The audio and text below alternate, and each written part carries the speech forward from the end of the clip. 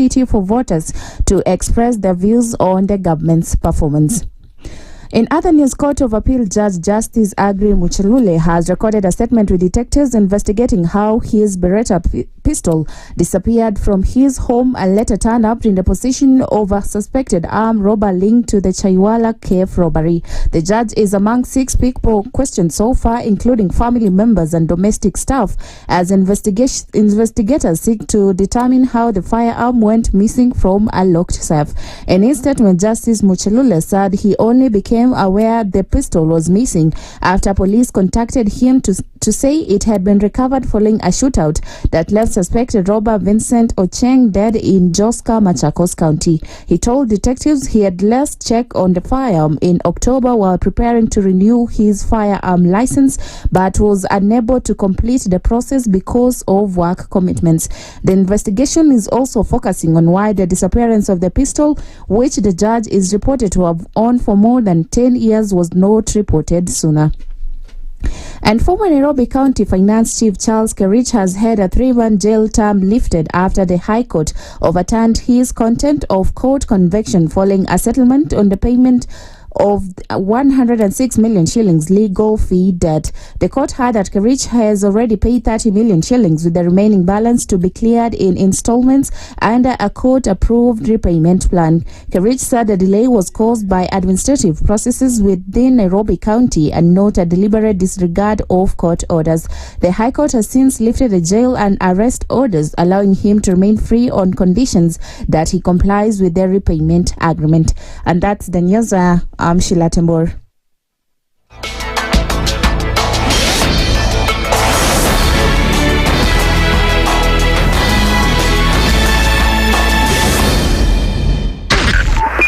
.5 Spice FM, Kisumu. Broadcasting worldwide, Spice FM. Online, mobile, and on radio.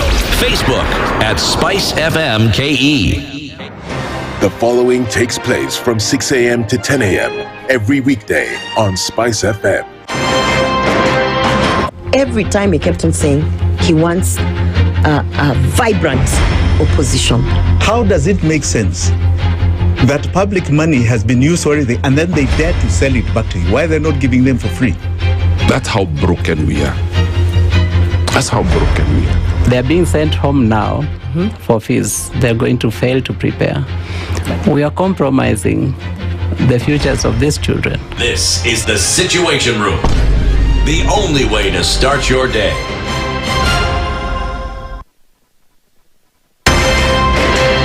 One of the things that are ailing our country is negative ethnicity.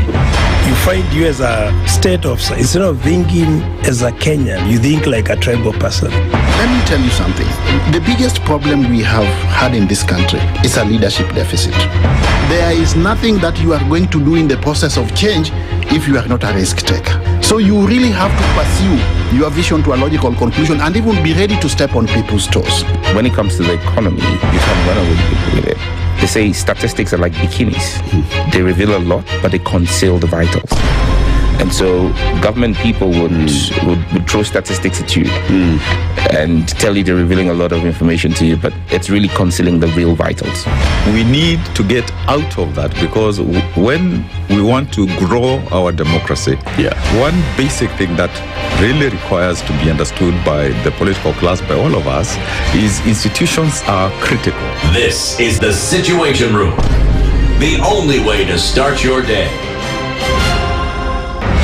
The following takes place from 6 a.m. to 10 a.m. every weekday on Spice FM. In this country, 6 families and 8,000 Kenyans control 90% of the GDP. We are not a country. We are a plantation. We work for Ruto.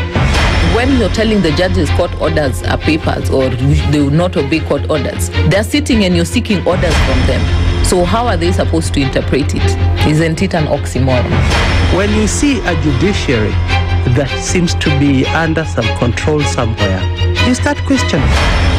We have very powerful governors, but they don't use their offices to serve the people.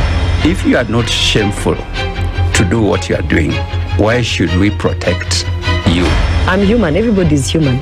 So when you're told, kuja tuongee, I mean, you'd be a fool to say, stagi kuongea. Conversations have to be had, you know?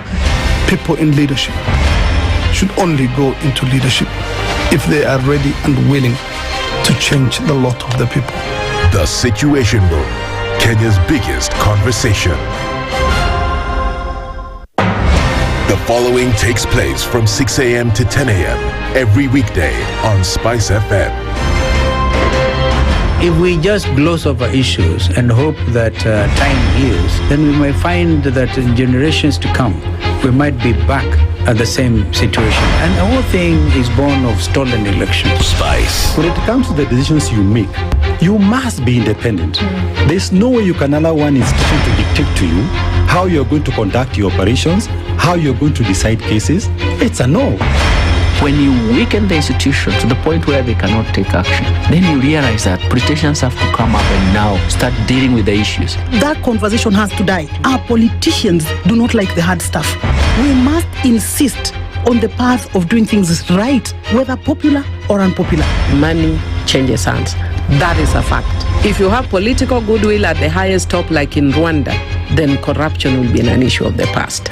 If you don't have political goodwill at the top, we will pass laws, we will amend laws, we will continue passing laws and re-amending laws, and nothing will happen. This is the Situation Room, the only way to start your day. The following takes place from 6 a.m. to 10 a.m. every weekday on SpiceFM. SRC's mandate is constitutional. It's not an advice. It's actually something you must do. Must do. Like now you abandon, of course, the narrative of wheelbarrow, Mutu wa Mjengo, Mamamboga, and all those, that rosy narrative. Your expenditure is 3.3 trillion, and you're collecting only 2.5. Out of that 2.5, you're spending 1.8 trillion to service loans and so forth. That the CDF kit, it's in itself a symptom of corruption. This is the Situation Room, the only way to start your day. The following takes place from 6 a.m. to 10 a.m. every weekday on SpiceFM. You have land, Dennis. Okay, your own land. You use your own money to build it, and then you sell it to yourself. But we don't want foreign troops on Kenyan soil. Sure, it goes a little bit deeper. This is it. If you find the tree is withering, then you call the person who is managing that tree. Come around. Why don't tell me what is first of all, what's the problem? Yes, what is the problem there? How do we expect ourselves to move forward as a country? The Situation Room, Kenya's biggest conversation. The following takes place from 6 a.m. to 10 a.m. every weekday on SpiceFM. I am also a publicly elected official. Okay. My salary is paid by your taxes. Yes. So if you need me to answer questions, we will not run away from you. Asante, we will always be here. The government itself is engaging in corrupt practices. That the government itself deliberately schemes to influence through bribery members of parliament. You pay for a passport online. You're told there are no booklets. I rebuke matters corruption because corruption has brought this country to its knees. This is the Situation Room, the only way to start your day. The following takes place from 6 a.m. to 10 a.m. every weekday on SpiceFM. Baba should disown these experts and they say they went there on the, because he keep on telling us that these experts just you came from Dubai and you found them there already at State House looking for jobs. Government has to has to introduce austerity measures.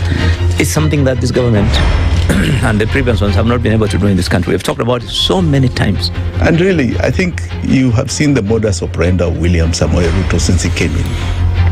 It's just showbiz. This is the Situation Room, the only way to start your day.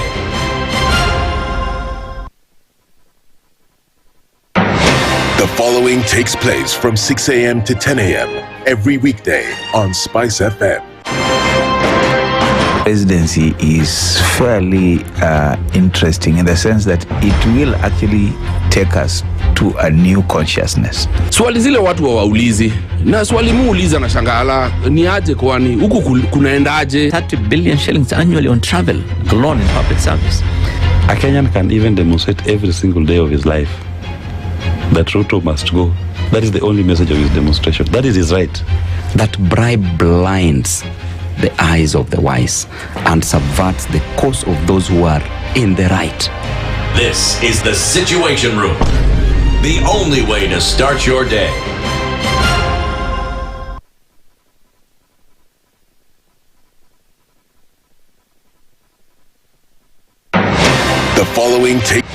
The following takes place from 6 a.m. to 10 a.m.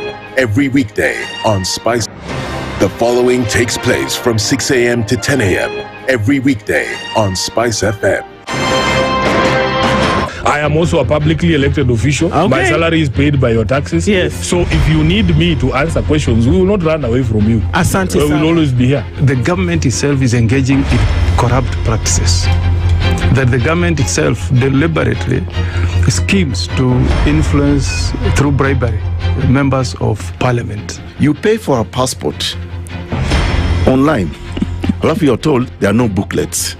I rebuke matters corruption because corruption has brought this country to its knees. This is the Situation Room, the only way to start your day.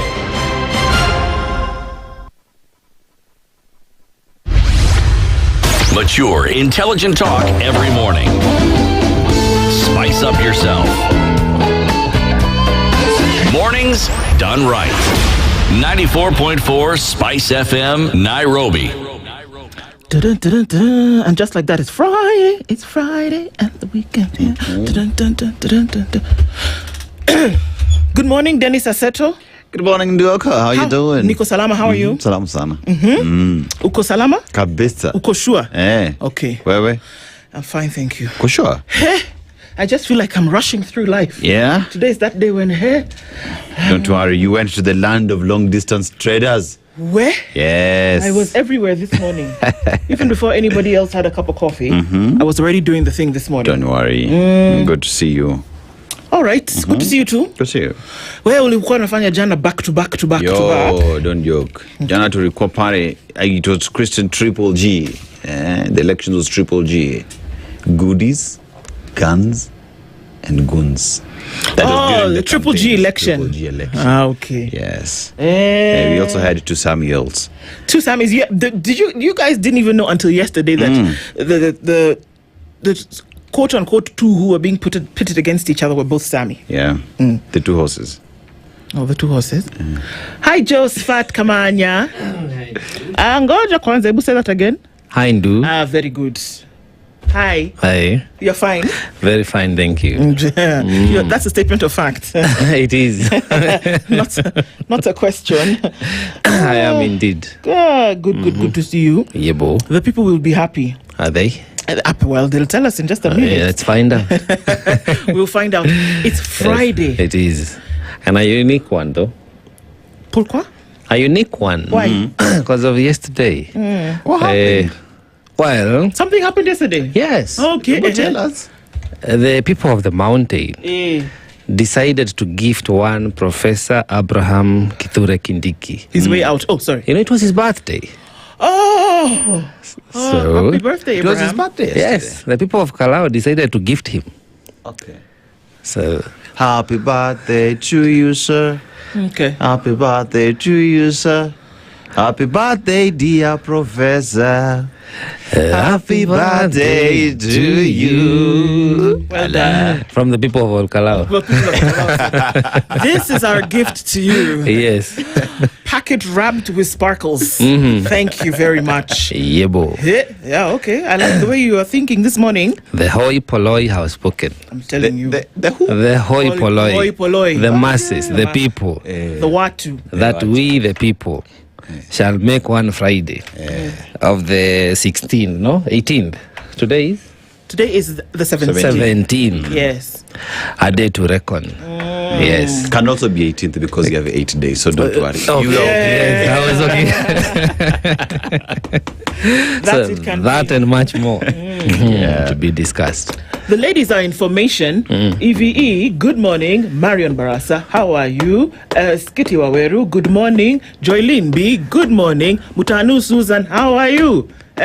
Information, I'm telling you. Voke.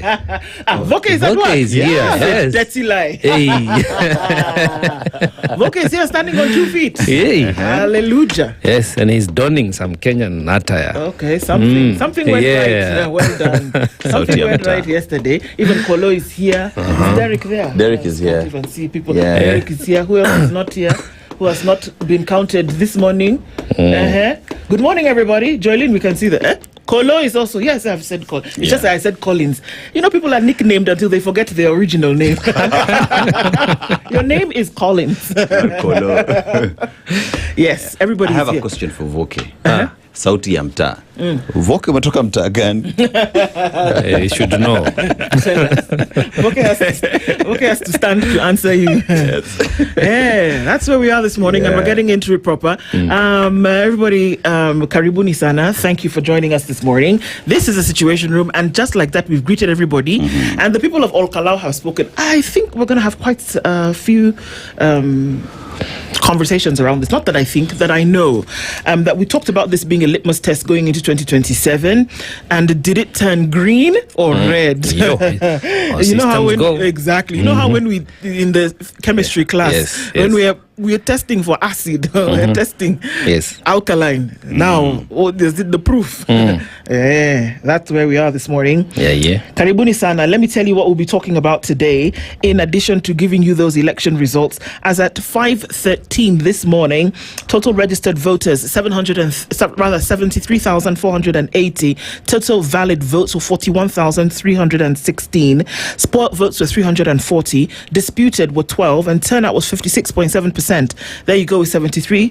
Maybe that's also an indication for us to think about right now. That if you look at a by-election that was said to be a litmus test for 2027, if you've got 50% of the registered voters in Kalou turning up, could that be a picture as to what's going to happen in 2027? So should your messaging then change and say, guys, you need to come out and vote? Because what we're looking at right now is an average of 56.7% of registered voters actually coming out to vote. Right. Now, in terms of spoiled votes, it was almost nothing compared to those who voted, less than even a fraction of a percent. Waweru Douglas Kamau, the DCP party candidate, won with 35,440 votes. It has not been officially declared by the IEBC, so I should not say won. I should say that why are you looking at me like that? I think it has, no? Did they announce? I think it's been announced. When did they announce? Did they announce? Yes, they did? Yes, okay. Yes, they did.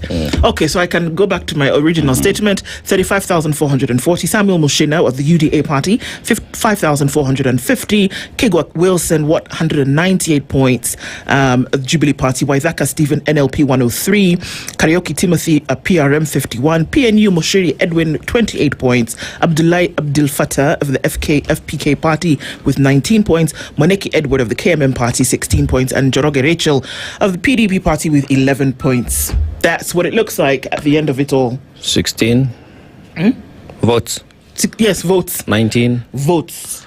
How Even many 11 votes. How many polling centers was there? Are there 144? 144. 144, yes. So you would assume that each candidate had an agent in each and every polling center. So you had 144 agents, but you garnered 16 votes. So even your agents did not vote for you? I was only asking. Oh, you were just asking a question? I was just asking. Okay. Are these indications of what it's going to look like into 2027? It's a conversation that we have had all week in terms of, actually in months, even in the months before when we had by-elections, to ask yourself, is this an indication of what's to come in 2027? That's the stuff that fuels our conversations this morning. We'll start at 7 o'clock with Angel Mbuthia, who is the national chairperson of the Jubilee Youth League, and Omwansa is the UDA General Party Gen Z party leader. They'll both join us for Kalou Decides the Aftermath. That's a conversation that we'll have at 7 o'clock. I just want to ask that somebody should get a fire extinguisher and put it at the door. 8 a.m. Marcus Agenga is the program coordinator for ELOG, the Elections Observation Group. He joins us also with Njeri Kahiga, who is the National Youth Leader, of course, affiliated with the DCP party. The Kalou litmus test, free, fair and transparent, with a question mark. Of course, we did see a couple of presses coming out of Wamunyo yesterday where he talked about alleged voter bribery and ballot stuffing and stuff like this. All right? And then tomorrow, England play France for the third place and fourth place of the World Cup. Underline, underscore for the third and fourth place. Because they lost. Wow. First and second position, yeah. God. But so proceed. Tomorrow, the 18th of July, these two teams come together to play. So what that means is that on Sunday, Argentina meets Spain in the final of the FIFA World Cup 2026. Yes. We're going to be having that conversation at 9 o'clock today. In fact, for this one, we're going to specially ask that Njeri is in the room so that she can learn even half a thing about football. Yeah. Two of our... like the shape of the football. Yeah, the shape is not like that for rugby. Yeah. And people actually kick it. They don't carry it. You know. And they also chase it. They chase it. The aim is to put the ball in the back of that big thing that you see at the end of both sides. It's a net. It's called a goalpost and a net. That's the aim. Maybe she learned how to interpret red flags. You know those flags. Now those red flags are not the ones when your boyfriend is doing things and then you say red flag. No. It's a different kind of flag. Yes. How many flags do you have in total? 1, 2, 3, 4, 5, 6. Now, is VAR a flag? Not VR. How many flags do you have at every corner? Those are 4 flags. 4, yes. And then you have the 2 linesmen. Right. Yeah, so those are 6. Well, you know, unawacha Evelyn go junction. Okay. Okay. You know, she's used the flags at the UN complex. Apana flags tunasema red flags ni zingine. Naonanga. So, to help us in that conversation today, to just look at the intrigues of the World Cup and how they've been over the last, couple of weeks and what the final could possibly look like, Robinson Okenye and Davis Mbere are some of our fantastic sports reporters at the Standard Group, and they're going to join us. Robinson Okenye is a sports anchor, reporter KTN, and sports anchor and reporter KTN, Davis Mbere, will join us for the twists and turns of the World Cup 2026.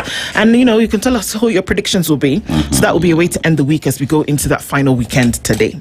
We team Messi, we are mesmerized. Oh, you are? Yes. The boy played some good football there. I tell you. He's a goal maker as well as a goal scorer. He's the We just have to admit. The goat. Yeah. Yes. We just have to admit.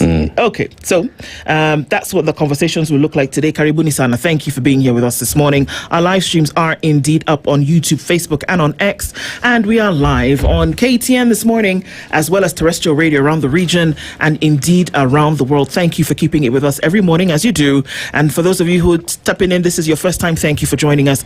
Tell us where you're tuned in from in just a minute. Whether you're in Malindi at 87.6 or whether you are tuned in this morning, tuned in Eldoret at 96.7, Nakuru at 96.0, Nairobi 94.4, Njeri at 90.9, Mombasa at 87.9, and 102.5 in Kisumu. This is The Situation Room. It's Kenya's biggest conversation with Josphat Kamanya and Dennis Aseto and Nduh with you today. We're getting into it. You took us to Libya. Yes. Okay. Yes, let's just go straight into the proverb. All right.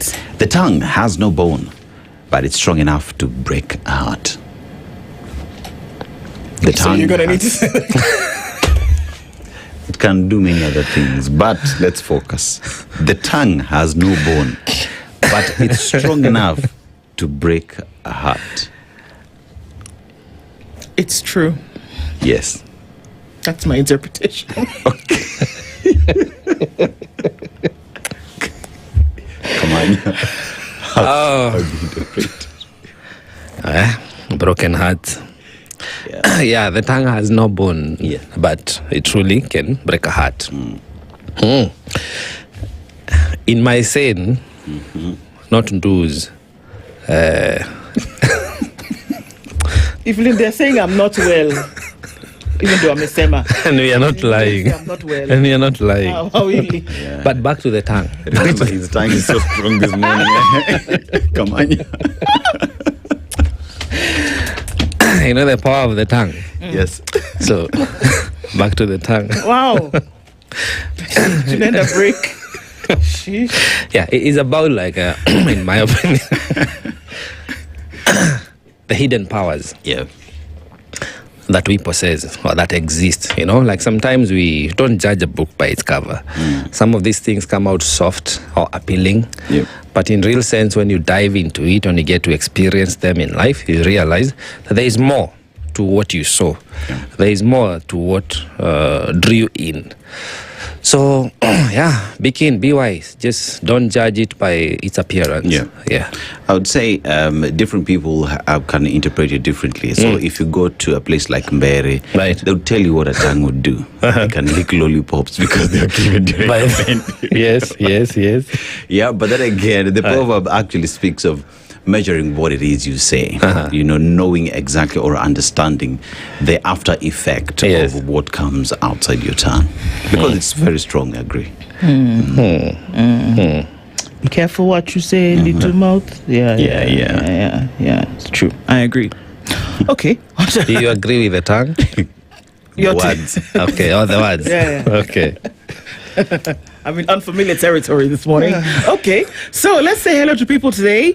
Getting into it, Jimmy Monothi says, "Hello, Spice family. I empathize with the journalists who were harmed by the Mexican drug cartel, like goons. The heroes are all Kalawians. Yes, they are. And, that people were injured in the way in which they were yesterday. I'm going to call that out and say that, that obviously should not have happened." Miss Pia says, "Good morning. A very proud Nyandaruan. Well done. If there's anything like that, Kalou has set precedents. No amount of money would change their minds." Well, there you go. Jimmy Minuthi says, "Kawajiko, the courts are calling." Who's Kawajiko? Oh, that's the MP. That's the for member Kiamba. of Parliament. Yes, Kiamba. And there's an amateur video going around where he was seen in company of goons and armed people in Kalou. In Kalou, yes. I think an inquest needs to be well established, and that, the courts are waiting. The courts are actually waiting. We should hear at the end of that. That's the Kawajiko. Okay, yes. All right. Okay. Yes. So that's what it looks like. Indeed, the courts are waiting, and it's part of a conversation that we will definitely call into as part of our conversations today. So many people are online this morning. Let's get through as quickly as possible. Good morning, Spice Hongerani sana watu wa Kalou, says Kisa Daniel. And Leo says, "Good morning. Tuned in, the great sons and daughters have done the Mlima proud. As it's always said, can't be by a Mlima. Now will all the inducement be returned to the center?" That's a good question. That's a pipe sitter, Rudishwa. Christina says, "Good morning." On the boat. Can be used somewhere else. "All constituencies follow the script of Kalou by protecting their votes. Wallahi 2027 will drain the swamp, including Nabi, Atenda, Nyumbani." Okay. Don Sabwa. Allah. Don Sabwa, where have you been? Yeah, welcome back. Welcome back. It's good to have you. You said that what is the inverse of Wamudende? It is Kalou. Okay. Moshari and Jerry is tuned in this morning, Team Spice. Nduh and Dennis, thank you so much. Thanks to the people of Kalou who made me proud, from Portland, Oregon, with a lot of love. Jackson Zamba says, "Good morning, Spice." And Kim Fixer says, "We are officially in the 2027 election mode. Good morning, Spice from family. We're waiting for Gachagua to give us the direction on the way forward." Really? All right. Duta Gahu says, "The spirit is in the margins." That was a big margin, though, you have to admit. A 30,000 vote margin is not a small feat. Jackson Zamba says, "Good morning." Mark Mwangi says, "Good morning. There is no doubt that goons are government sponsored. The damage will now not take a generation to fix, but the most disturbing thing is that those who should do better are acting aloof." Okay. Beatrice Omanwa says, "Good morning. This is beautiful with good news for the people of Kenya, listening and watching from Dallas in Texas." And good morning from Ewaso Nyiro is Paytimer says, "Wait, the hooded men in high-end SUVs, heavily armed, are not police?" CS Interior said they'll investigate them. "We're dealing with a very volatile situation." Interesting. He did actually come out yesterday and said, "In fact, we're investigating who possibly these people could be." We don't know at the moment. Okay. Let's not even comment. Breathe. In the nose, out the mouth. If I'm a member of parliament, I'm in a convoy, or people are getting into my car and they're armed, masked, and looking like the goons. What does the police need to investigate? They just need to call me, and I'll tell them who are those people in my car. Like, it's not rocket science. Really? They just need to be summoned and explain who is this and that and the other that were in your car. Who is this who was shooting smoke guns? Exactly. Guys. My tongue is so strong not to respond to Okay, your brain to mouth filter batteries today, they're fresh ones. Okay, sour. Eric Nganga says, good morning. A big loud round is what we're looking for. Applause to the 83.3% of Okoh for exercising the democratic right despite the heavy intimidation. This is a wake-up call to Kenyans. Dancy Lagat says, Chinua Achebe, Amalinze the cat. Yeah, Amalinze the cat. Owen says good morning as well, tuned in, watching from Lusail City in Qatar. A very good morning to you. Harun Hakil says good morning, Team TSR. Congratulations to the people of Nyandarua. Kenyans have taken notes. Good morning, guys, says Eric Award. Good morning to you. Sylvia Elegua says good morning. All Kalawians did us proud. He who laughs laughs best. Quick recovery to all the injured journalists, and we pray for them as well. Thank you for that. Also, what has happened? My fingers are not doing the walking. Okay, here we go. Stanley Gashi says good morning. Wanda, good morning. Nduh Aseto from Toronto. Happy Friday. Wanda, did you see Joe? Uganda discharged its last Ebola patient and has now started its 42-day countdown to a declared Ebola-free. The tide hopefully is turning. Yes. So I guess there was no need for center somewhere in Laikipia. Yeah. Okay. True. Okay. Joe Mungai says good morning. He's tuned in this morning from Bonnie Lake. Ruto has a small problem. Oh, Kalou. Anything to do with its constituents, it's everything about Ruto in 2027. Bwangi Juma, we see you. John Moraith is also tuned in this morning. Nancy Abura, we see you. They say Sembe Ipimo Ginyamin. What happened to Kalou is a replica come 2027. Okay. What does that mean? Sembe Ipimo. Ugali upimo na sister. I don't know what that means, but yeah. Yamin. Okay.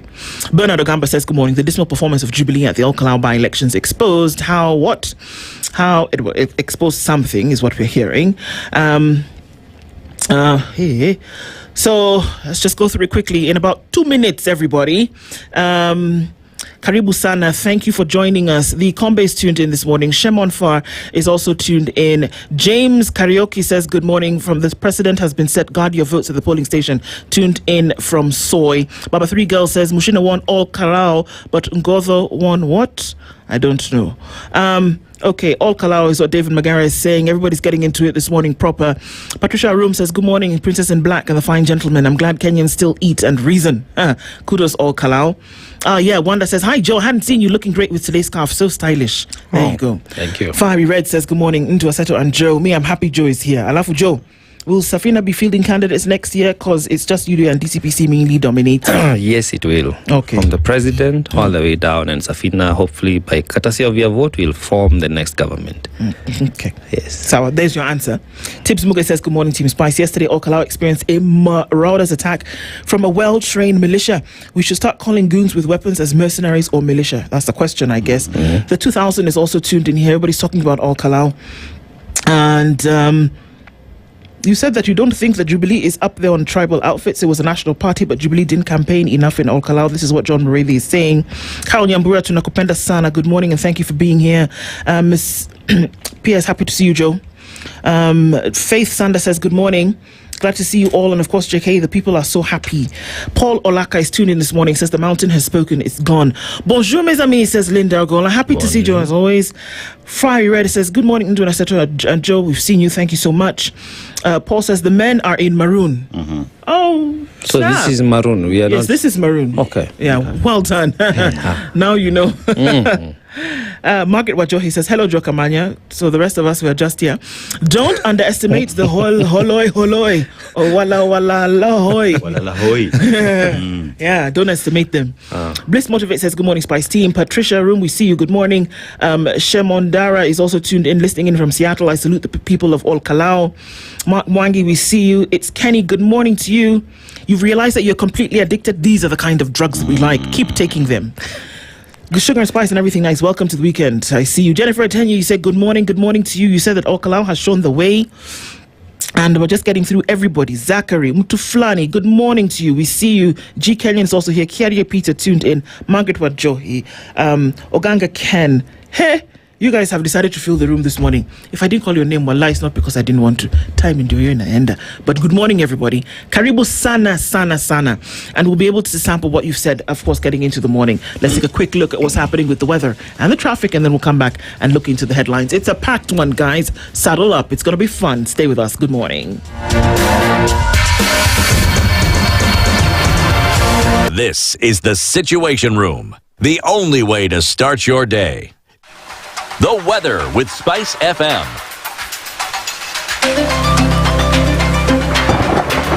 13 degrees and partly cloudy conditions in Nairobi this morning. We'll see a high of 24 and a low of 13. It is mostly sunny at 14 into Nakuru with a high of 27.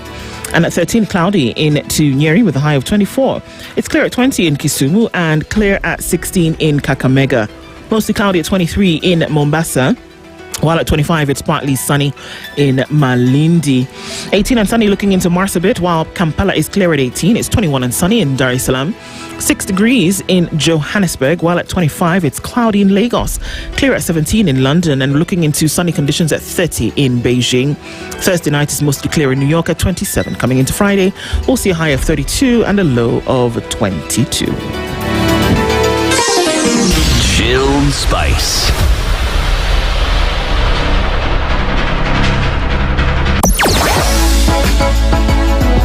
Sugar and spice and everything nice. SpiceFM. Spice up your life. Traffic.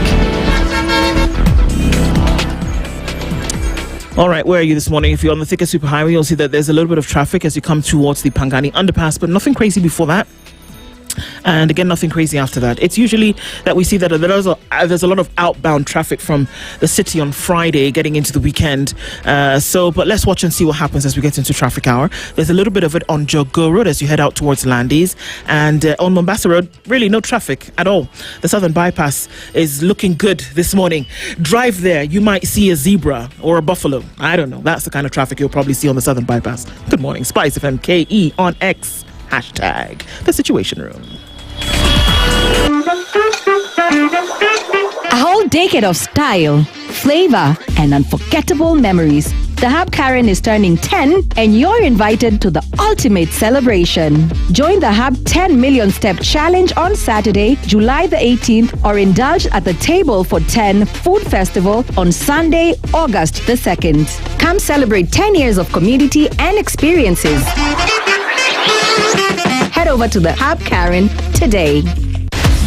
Hii Julai, toa baridi na bei chini, burudani juu kwenye Star Times. Usikose Sura ya Pili, simulizi ya ziada. Mwanamke aliyetelekezwa na mumewe Sam na kujikuta akikabiliwa na maamuzi magumu. Je, atabaki na kupigania ndoa yake au ataondoka na kuanza ukurasa mpya wa maisha? Jiunge na waigizaji Anita Wawuda, Gibson Hausa, Michael Saruni, Ivy Wanjiku na Jovial kila Jumatatu hadi Ijumaa saa 2 kamili kwenye Rainbow TV. Pata aerial decoder kwa shilingi 1399 tu na dish decoder kwa shilingi 2499 pekee. Jiunge leo katika maduka yetu kote nchini Kenya. Bonyeza *858# kurenew subscription yako na kuenjoy offer ya kupata upgrade to the next high bouquet valid till 31st July. Star Times. Enjoy digital life. Looking for convenience, variety, and speed all in one place? Welcome to Digger Shop, the official e-commerce platform by Standard Group PLC. From the latest electronics and fashion must-haves to home essentials and unique Kenyan crafts, we've got it all. And guess what? Enjoy countrywide delivery within 48 hours straight to your doorstep. Shop smart, shop secure, and shop with confidence. Visit shop.digger.co.ke. That is shop.digger.co.ke. Digger Shop. Dig it, shop it, love it. Mature, intelligent talk every morning. Spice up yourself.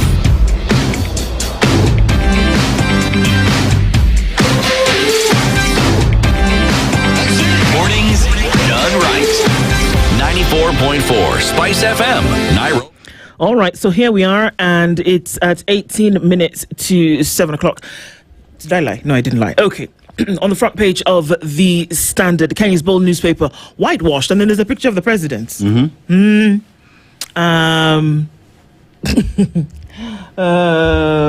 Kimiak, by the way. Yeah, We've been looking for Kimiak for a week. We're not quite sure where he is. But Kimiak, you need to give proof of life. Yeah. And let us know that you're okay. We demand proof of life from Kimiak. We've been demanding all week. So we need to know where you are. In fact, thanks for that sound out one. So apparently, the picture on the front page of the Standard today is His Excellency the President William Ruto. Okay. And it said that whitewashed, and there's his picture. If a picture would sell 1,000 words, that you would have to ask then what stories is telling. Landslide victory, Sammy Douglas Kamau. This number that's been given here is 29,278. This was at the time of print. Yes. But of course that number has risen to 35,000 from the now official results that we've seen.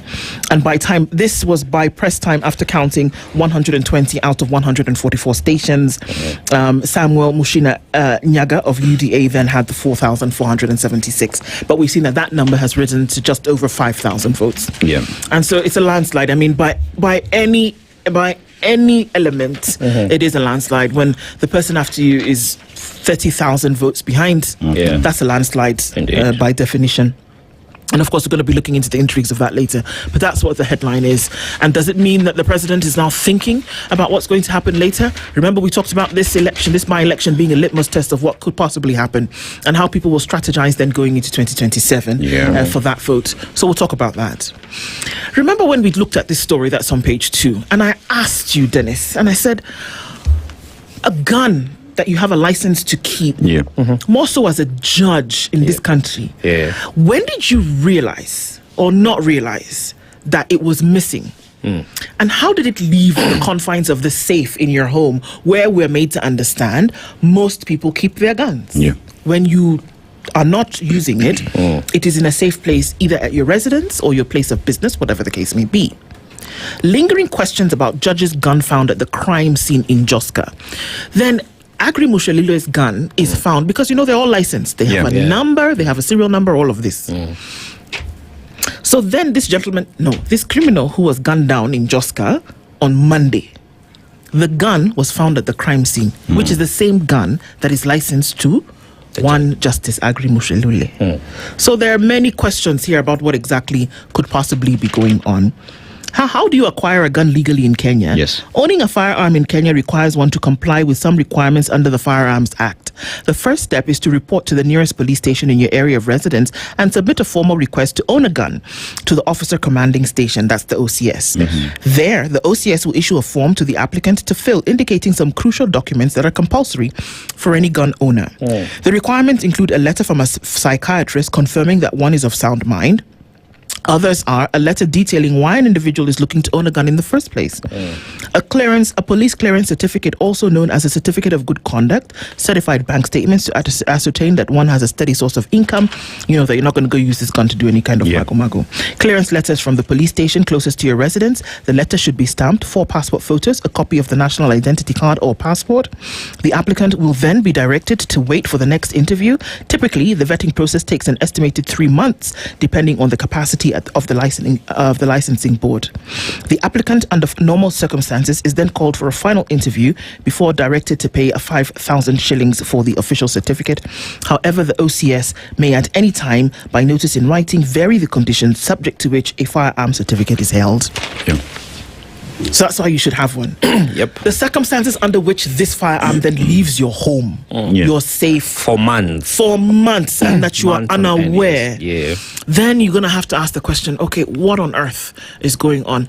And in the event where there's no response, nature abhors a vacuum. So we fill it with speculation, which we're not going to do at this point. But the questions are rife. That how does this particular, that process. So then it is very clear the number on the certificate that is assigned to this firearm. So you can't make a mistake and say, oh no, it's another gun. No, that's why it's important. And that's why kudos to Hudson Gumbini and Kemoy Ngeno who wrote this story, because you have to put in that information so if we understand that it's not just any flip-flop exercise. So that this particular gun is found at a crime scene where this individual was gunned down, you're going to ask questions. And I think as well, another question that should be asked is, because I think the certificate the certificate as well has an expiry date It where does, you're supposed to renew. Right. So then if the judge did not know that it was with him, when exactly did his certificate, either is it active, did it expire? He has said it expired last year around October 2025. Yeah. And the last time he checked out from his report, the gun was intact and fully loaded. Yeah. So he meant to renew the license. So he's already in breach of holding a gun with a licensed, with an expired license. Yeah, because at that point then he had that gun illegally because the certificate had expired. So one also asked another question, what is the responsibility then of everyone who's in charge of licensing these firearms in ensuring that under our database, these has expired, please come renew or return the gun. Return the gun. Yes. And then the other question is that, do the gun owners, and in this case, like the Honorable Judge, do they understand the threat they pose to public security, public safety, when they are not compliant in terms of handling the firearm? Because if the judge was compliant, and of course this is a matter in court and we wait to see how it goes, the crimes that have been committed courtesy of this gun would not have happened. So they pose a risk to public safety. And therefore, there is an element of duty, it's called probity, the duty of probity, which they have obligated, and then he should be held accountable. This is something him and any other gun holder should be aware of, that the moment you mishandle your guns or any other, controlled substances as well, you're putting people at risk. Yes. Yeah. That's true. There's a report here about cancer. Remember, we're talking about what you could actually take. Imagine if the 10 billion shillings that was splashed in Kalou, which essentially didn't make, was used to build a cancer center. Sorry. Wait, too soon? Too soon? Sorry. Okay. Too soon. So page 3 talks about cancer strikes women earlier than men. We know this. But that's the cancer conversation is coming up in the run-up to some months that need to be commemorated here. And that prevention, I'm telling you, is better than cure. True. So, and we've been told by medical practitioners over and over again that the majority of cancers, except for those that just creep up on you, kind of like your liver cancers and things like that, are preventable. Now, when I say preventable, I mean that from death. Yes. That you can find them at the early stages, you can actually be treated and healed from them. Kalou delivers a crushing blow to UDA as Gachagua ally seals victory. I just want to say that you can imagine what you can do if you actually really focus on it. Look at Senator Methu. The man worked. He did. He did. The dancing, the singing. The everything that he did. And it yielded the results. Can you imagine if we all applied ourselves? Really? Every day. Let me tell you. Prime injection. Samuel Kamau Waweru. Kamau and John Methu. I don't think they're brothers because of their hairstyle. So, in case you were wondering what are people doing, there's a picture here on page 6 of the PLP party leader Martha Karua, Wiper party leader Kalonzo Musyoka, and Senator Dan Manzo, who is a Makueni senator. Azimio Alliance bigwigs have rebranded the party to Komboa Kenya Coalition. I'm just even confused. Komboa? Komboa. Komboa Kenya. So it's KK, like Kenya Kwanza. God, you just had to, didn't you? I'm just. KKC, yeah. Okay. And then I mean, these guys, what do you call the life cycle of not of a maggot, of a fly? Initially, they were what? United opposition. Now they've become the alternative government. At some point, we are referring to them as the coalition of the deputies. Now it is Komboa Kenya. Yes, it is coalition. KK can also be Kanyanga Kubwa Kubwa. On your way out, leave the scene. I'm going to stop on page 8 today in the Standard and then allow you to continue, because this is one story that we must look at. It's the Night of Long Knives. Go look up what that actually refers to in terms of literature. Inside ODM Ruto meeting that toppled Sifuna. Sifuna gave an interesting speech in the Senate yesterday after they basically removed him as the deputy minority leader and gave that position to Senator Eddie Okech. And he then was, he said, you know what, they can come for my coat. If they like, let them come for my shirt. But this, my mouth, in terms of pushing for the agenda of the people, I'm not going to close it. Because his tongue is strong. Bas. Yes. Okay, so I said I was going to stop on page 8. Let me stop on page 9. That's the story also we'll continue looking at. Yeah. Kenya, US seal a 325 billion shilling health deal as G2G funding model takes effect. Okay. So this is what replaced the donors, Yeah, essentially. Yeah. As that didn't work, this essentially has come into place. Okay. Whether there'll be data mixing, we don't know.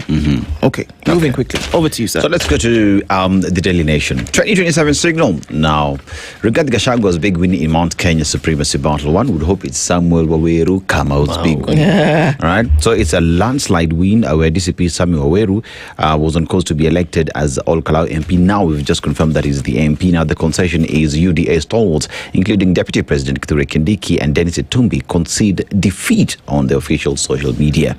And media under siege. National Media Group journalists valiantly attacked by armed hooded men who also seized a camera and a mobile phone during the ordeal. What do you want to hide? You came out, beat people in the open. What are you hiding from? Now it's high stakes by-election, a showdown between President Ruto and Gachagua, and outcome signals Mount Kenya politicians' direction in 2027. Like we said, this is litmus test to what would happen in 2027. So in page 2, they have gone deeper on the armed and masked men who stormed the polling station as violence marred the mini polls. And in page 4, it's the situation where we see residents of Kalou, police as well on the roads doing their thing. And the People Renaissance Movement Party candidate Timothy Kariuki, who rode a donkey into Keini primary polling station to cast his vote.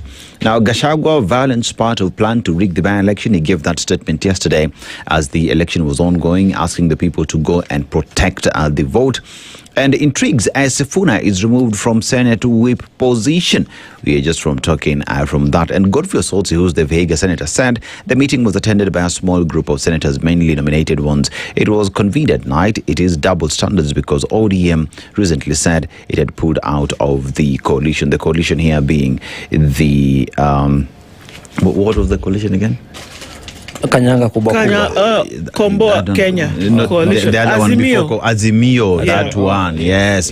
Now, registrar's dossier on 1 billion shillings land adds a twist to ownership tussle. So, former MP helped cooperative to acquire the land, but difference arose on whether he was fully reimbursed. So, Gidua told court that provisional title used to subdivide land had been obtained through misrepresentation. So, another issue there on the family and cooperative fighting for land. Mambo ya shamba inasumbua Kenya tena sana. So there is audit queries, school heads to appear before lawmakers. Mesikia hiyo? School heads to appear before lawmakers. Why? Yet we have TSC that has regional officers who are supposed to be checking into schools and sanctioning school heads. Because I'm assuming it is TSC and the ministry that should be appearing in Parliament to respond to queries about education. Nduh, don't respond. Kamanya, tuende kwa star. I know. How about you? No problem. Quickly, the Star says, these are interesting stuff. Yeah. Mount Kenya is a hotspot of single mothers. Okay. You know that has been your tongue, bite your tongue. That has been used as a campaign slogan. Yes. So Mount Kenya is a hotspot of single mothers. The story continues on page 10. A few things can be attributed to that. Top of the list is the economic crisis that the young men in the Mount Kenya are facing. Because raising a family is not easy. So that is one. Two, but tough economic is across the country. Yeah, the other thing is the high use of substances like alcohol and other substances, because you know how they yield and wear off your ability to run an intimate relationship. True. Many other things also come into play. And the third one is that men are not economically able to take up the second wife that they should be taking. Which one is the second wife? A second wife. Why? That they should be taking? Yes. Why? Who said polygamous is not the way? You can't even take care of yourself, you alone, you like this. Yeah. Now That's why I'm saying the economic crisis has led to single mothers. But if the men were stable economically, they would be doing 3-4 and Kimiak, you need to surface and help me in this conversation. The men would be able to take care of their the second wife. Okay. So that's a main story on the Star. Wait, don't bring that conversation. There's a comment that was made the other day that, anyway, let's move on. Okay, we move on. Well, chaotic night that sealed Sifuna's fate. Senator kicked out intense meeting that nearly saw lawmakers exchange blows. That story continues again on page 4 and 5. And still on the front page, you have gunshots, tear gas. They rocked all Kalou as voters elect their MP. So that's a primary story. The Nairobian has an interesting story as well, just to mention. 7 years to justice. How detectives solved the Laikipia Air Base murders. I think this story has taken prominence in the last 1 week. The Barracks horror, it says, love, lies, and 3 graves. Killer Major, the major guy from KDF. He says a family reunion ended in horror when military officer Peter Kagure allegedly murdered his estranged partner, Joyce Yombua, and their 2 children before burying them in a shallow grave. Nearly 7 years later, justice has finally caught up with him. This is a very sad story. It is. Because you're talking of a family that was wiped out. Kids are always innocent. We should distance our battles as spouses or parents from our kids. And no one deserves to die because you have fallen off. Please. Just leave. If it's not working, come on. Leave. Just leave it. Leave it. Leave it. Hey. You are alive before you met that person. You are still alive now. Even though you are struggling, just look up. There is whatever faith you have, look up to your God. Don't have your faith in a person. No one needs to die because the relationship has come to an end. This is a very sad thing, and we have to find a way of us. In our next men conference, we need to speak to each other. Thank you. Okay. It's actually what I wanted to say. Like, as men, we don't talk much. We could be going through the same thing, but because we don't share, you find you're struggling with your own, I'm struggling with my own. But if we just sat on the table and just talked about, discussed, and sought for help, it would make a big difference, I reckon. Yeah, it would. And finally, naked truth about nudes. That's a great spin on words. I have to give it to the guy. Kenya's secret online sex economy. Sherry leaked videos exposes an online economy where the youth sell intimacy for survival, navigating profit, deception, stigma, and psychological risks. The story continues on page 22 and 23 of the Nairobian. Do you imagine that the phone at some point just gets disgusted? Like, what are we doing, guys? You wonder. Where? Even to answer Friday. Yes. That's what the headlines look like. Of course, we'll be referencing a lot of these stories that come into headlines today into our following conversations. Good morning. It's 7 a.m. The latest news from around the world. 94.4 Spice FM.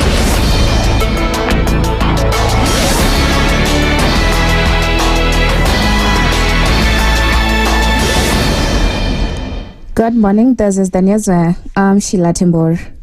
Sami Kamau Waweru has been declared the winner of the All Kalou parliamentary by-election after securing 35,440 votes. Waweru, who contested on the DCP ticket backed by former Deputy President Rigathi Gachagua, defeated UDA candidate Samuel Mushina Nyaga, who garnered 5,450 votes. The other candidates were Wilson Mwaniki of Jubilee with 198 votes, Stephen Waithaka of NLP with 103, Timothy Kariuki of PPL with 51 votes, Edwin Kareri of PNU with 28 votes, Abdi Fatah Hussein Abdallah of FPK with 19 votes, Edward Mathenge of KKM with 16 votes, and Rachel Wangui of PDP with 11 votes. The returning officer officially declared Waweru the winner. So, the constituency returning officer hereby declares that Sami Douglas Kamau Waweru of ID number 238-76118 has been duly elected as a member of National Assembly for All Kalou constituency in the election held on 16th day of July 2026, signed by myself, Anthony M. Njeri, the returning officer for this by-election. Congratulations, Mheshimiwa. Speaking after the declaration, Waweru thanked voters for their support and pledged to serve all residents of all Kalou. We'll see much when we get outside there, but second person that I want to thank, the woman that is standing next to me, my wife and my family. They have stood with me through thick and thin. When things didn't look good, they were always there for me. Family always come first. And when things are tough, you always have solace, a place to run to. I wish to thank the party leader, His Excellency Rigathi Gachagua. I have only one message to him. The rejected stone became the cornerstone. Mushina considered defeat, congratulated Waweru and urged him to fulfill his campaign promises. The by-election was widely viewed as a key political contest between Kenya Kwanza and the opposition ahead of the 2027 general election, with senior leaders from both sides campaigning for their candidates. Meanwhile, a section of Mount Kenya East leaders has reaffirmed its support for the Kenya Kwanza administration despite the outcome of the All Kalou by-election. Speaking in Tharaka Nithi County yesterday, Public Service Geoffrey Ruku said the region had already made its political choice. Hiyo kura inapigwa leo Orokarao. We don't care about the results. Hiyo kura inapigwa leo Orokarao ni ya wao watu ya Mount Kenya West. Wapige vile wanataka kupiga. The result of Orokarao will not interfere with our decision kama Mount Kenya East kusupport William Ruto. Kwa hivyo nyinyi ambao munapiga kelele kona hiyo, ati mkisema sinjui ati watu ya mlima wameshaamua. Wale ambao wameamua, sisi tunafikiria ni nyinyi. Lakini sisi watu ya Mount Kenya East tumeamua, tuko ndani ya hii serikali kwa sasa, tukiendelea mbele mpaka 2032. And Interior CS Kipchumba Murkomen has ordered investigations into allegations of violence and disruption during the All Kalou parliamentary by-election. Speaking to reporters after addressing Trans Nzoia County Assembly, Murkomen said anyone found responsible should be arrested or prosecuted regardless of their political affiliation or position. He added that the Inspector General of Police had deployed adequate officers to maintain security, but reports of chaos must be thoroughly investigated to identify those involved.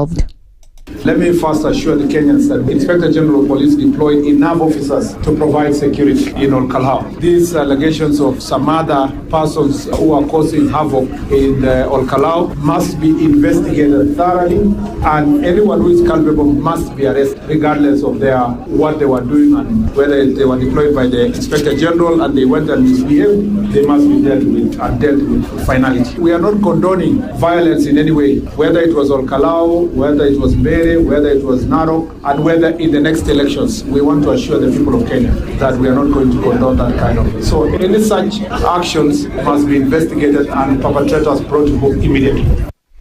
The CS reaffirmed the government's commitment to peaceful elections, saying political violence will not be tolerated. And that's the news. I'm Sheila Tembor.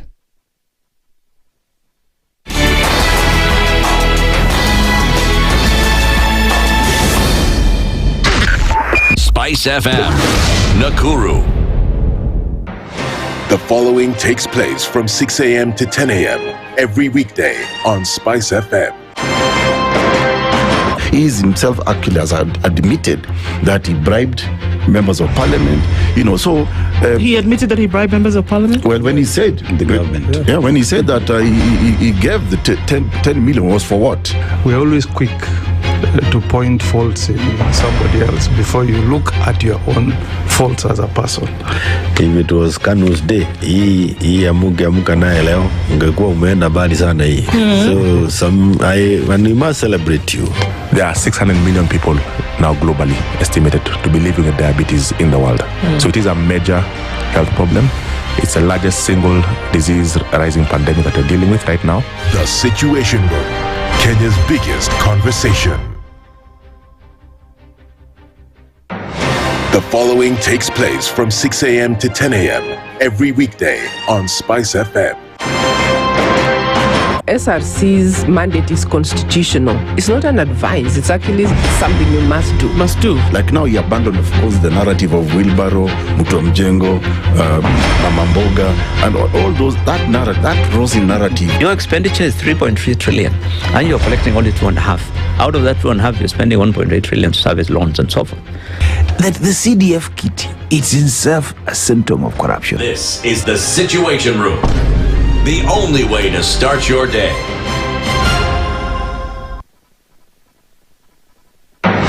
The following takes place from 6 a.m. to 10 a.m. every weekday on SpiceFM. Baba should disown these experts and they say they went there on the, because he keep on telling us that these experts just you came from Dubai and you found them there already at State House looking for jobs. Government has to has to introduce austerity measures.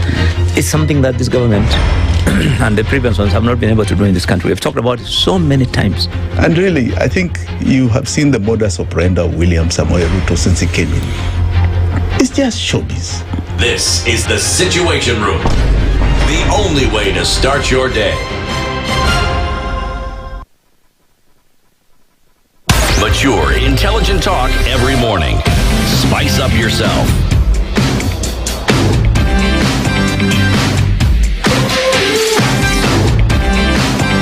Mornings done right. 94.4 Spice FM, Nairobi.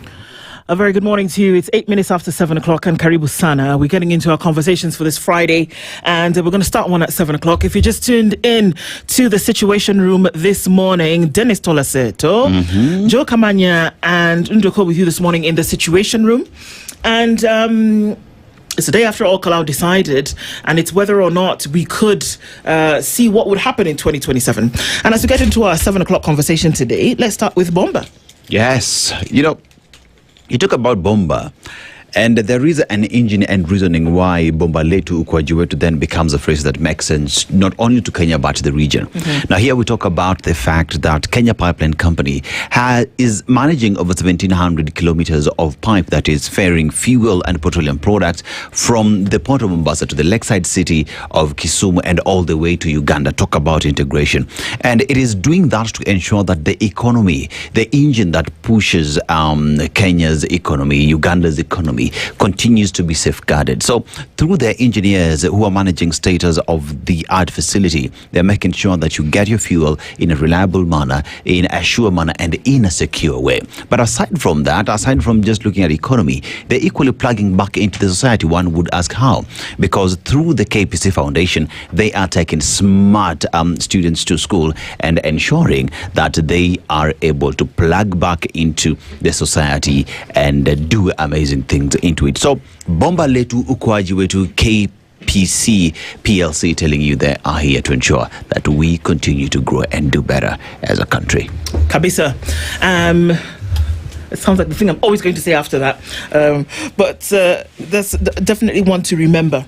All right. And so on our Youth Perspective conversation this morning, we're looking into, of course, looking at Kalou decides and what it actually, we talked about in the run-up to this, what it meant or what it could mean. But now we can actually say and have the conversation around then what it means. And for us to have that conversation this morning, Angel Mbuthia is the National Chairperson of the Jubilee Youth League and is here this morning. Good morning, Angel. Good morning, Nduh. Hey, okay.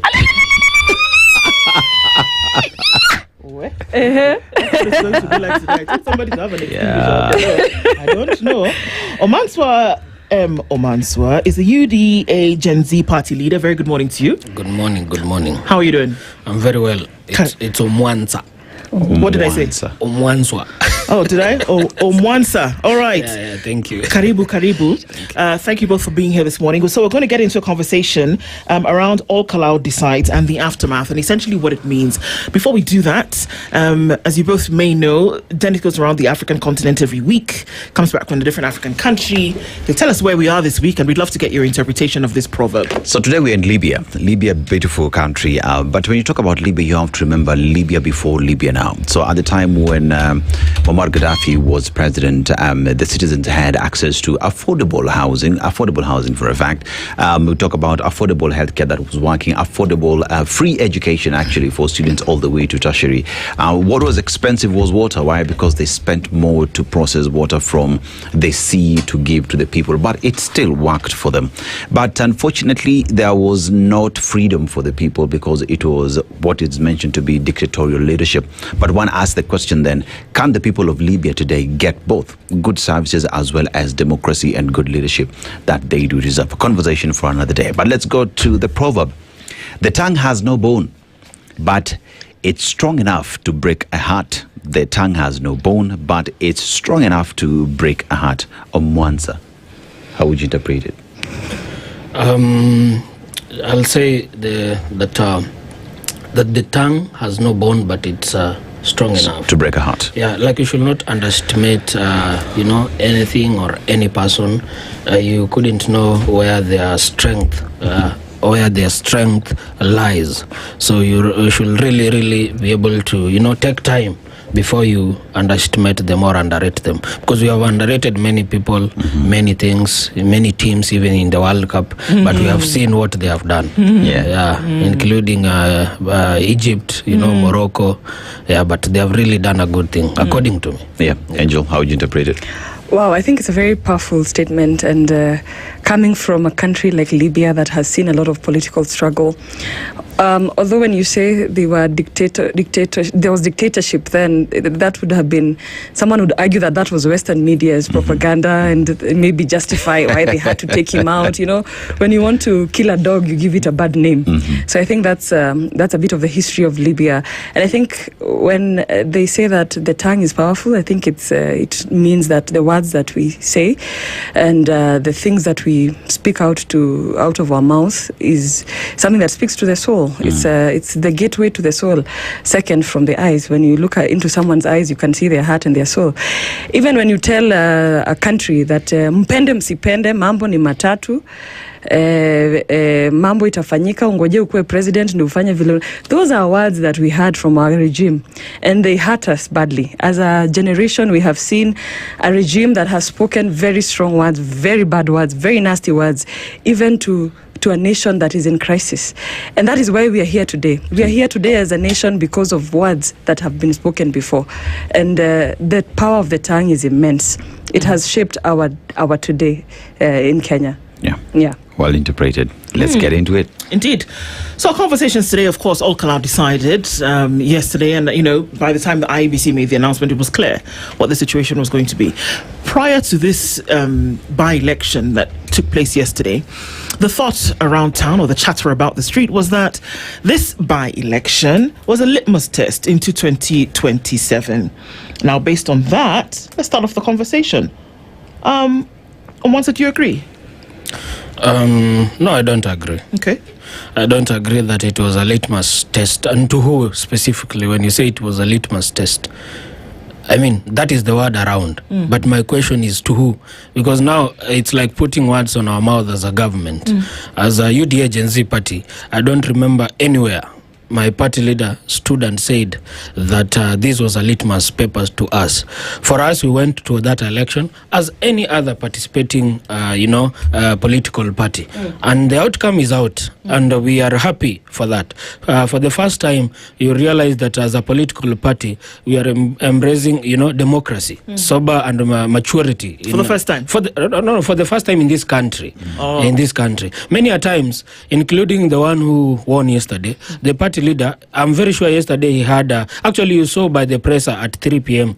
He had started crying, saying the IBC this, the government this, what and this and all that. But again, for us as a political party, specifically UDA, you saw that by around 8 p.m., we had already given out our statement or our stand. We considered defeat, and that's what we expect from other political parties. So what we are doing as UDA, we are showing other small parties how politics should be done. When you go to an election, there are always two outcomes. Either you win or you lose. If you win, you celebrate like our people are doing. And we are used to that as UDA. But yesterday we didn't lose. Sometimes we win by losing. And that one we will also talk about that as we continue with the show. Angel One would say, you win, you lose. There's no thin line in between.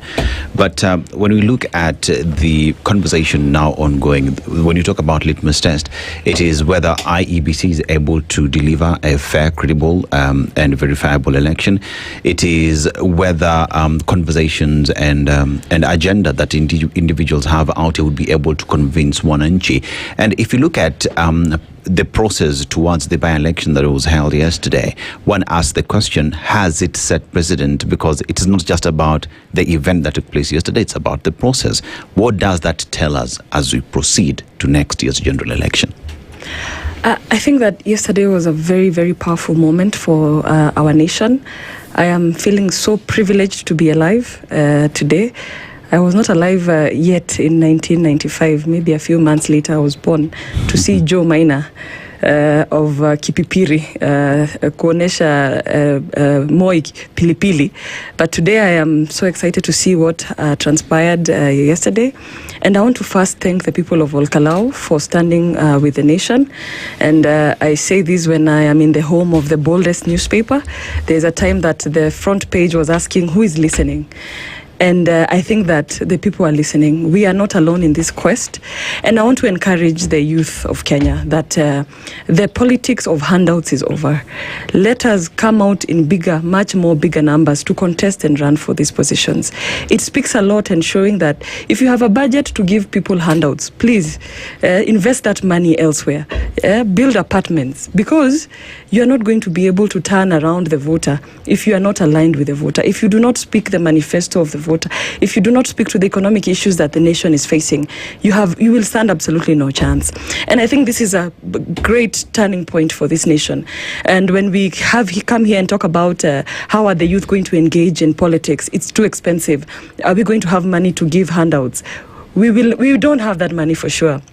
But now this speaks very boldly and loudly to the youth of Kenya that you can get into this contest and still be able to emerge a winner. I think in yesterday's contest, it was beyond, the message was clear from the people of Kalou. They wanted to send a message.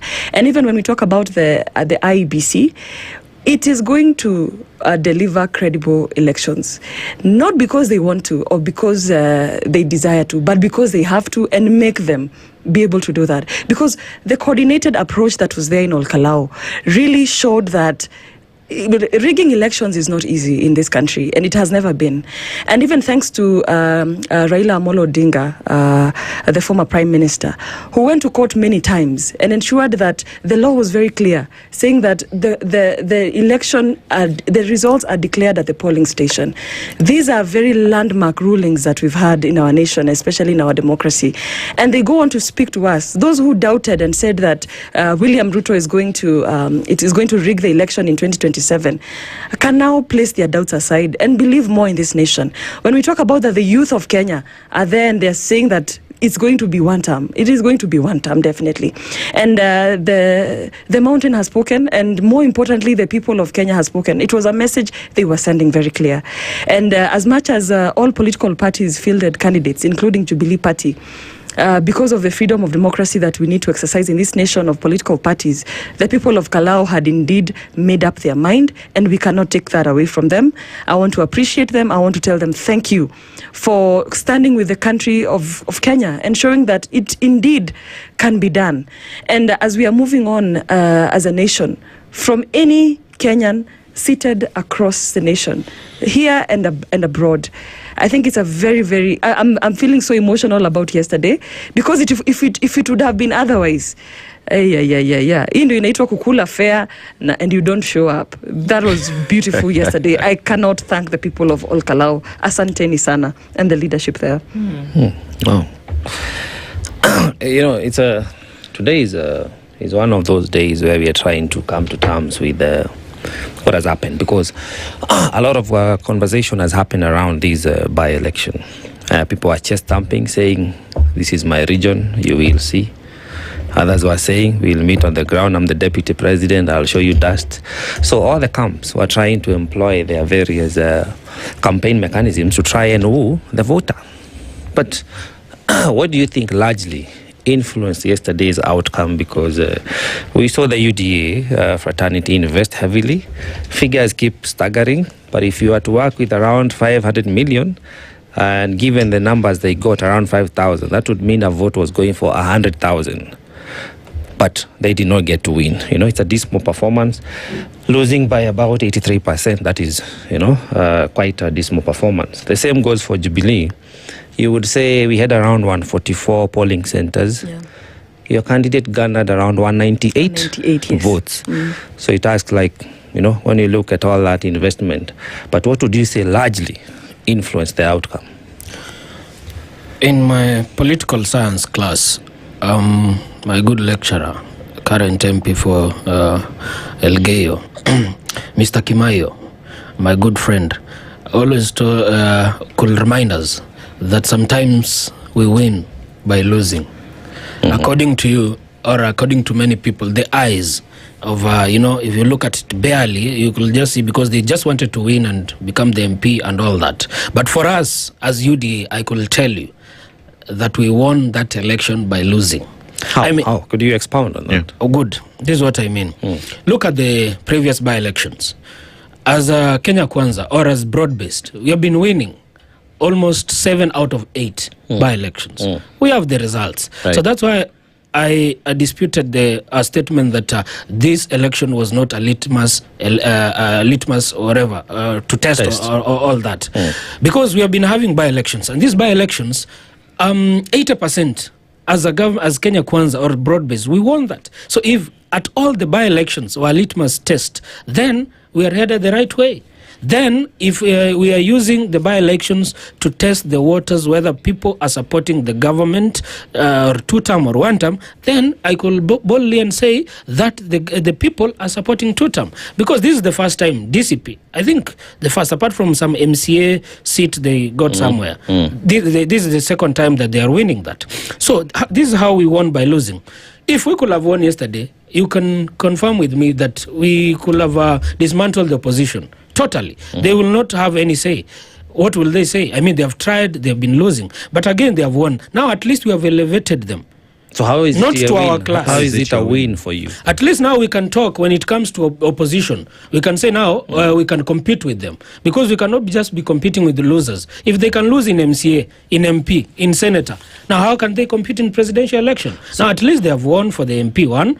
And now it's 1-1 from Mbeere North in Mount Kenya now, when we limit it to Mount Kenya. We won in Mbeere North. At least they have won in Kalou. Now we are that's what you classify to be as a win. For us, it's a win. But then back to the question, what do you think largely influenced yesterday's outcome?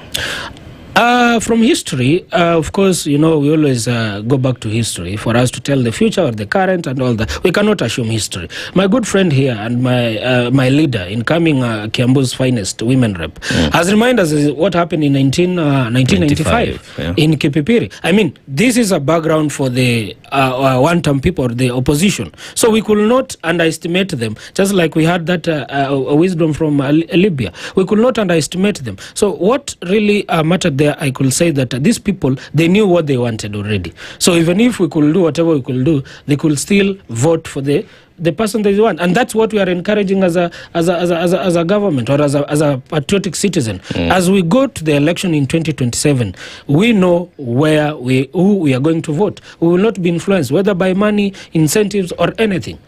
Once one asks the question, then you've just stated something that I think has stuck with me, that the people of Kalou knew exactly what they wanted.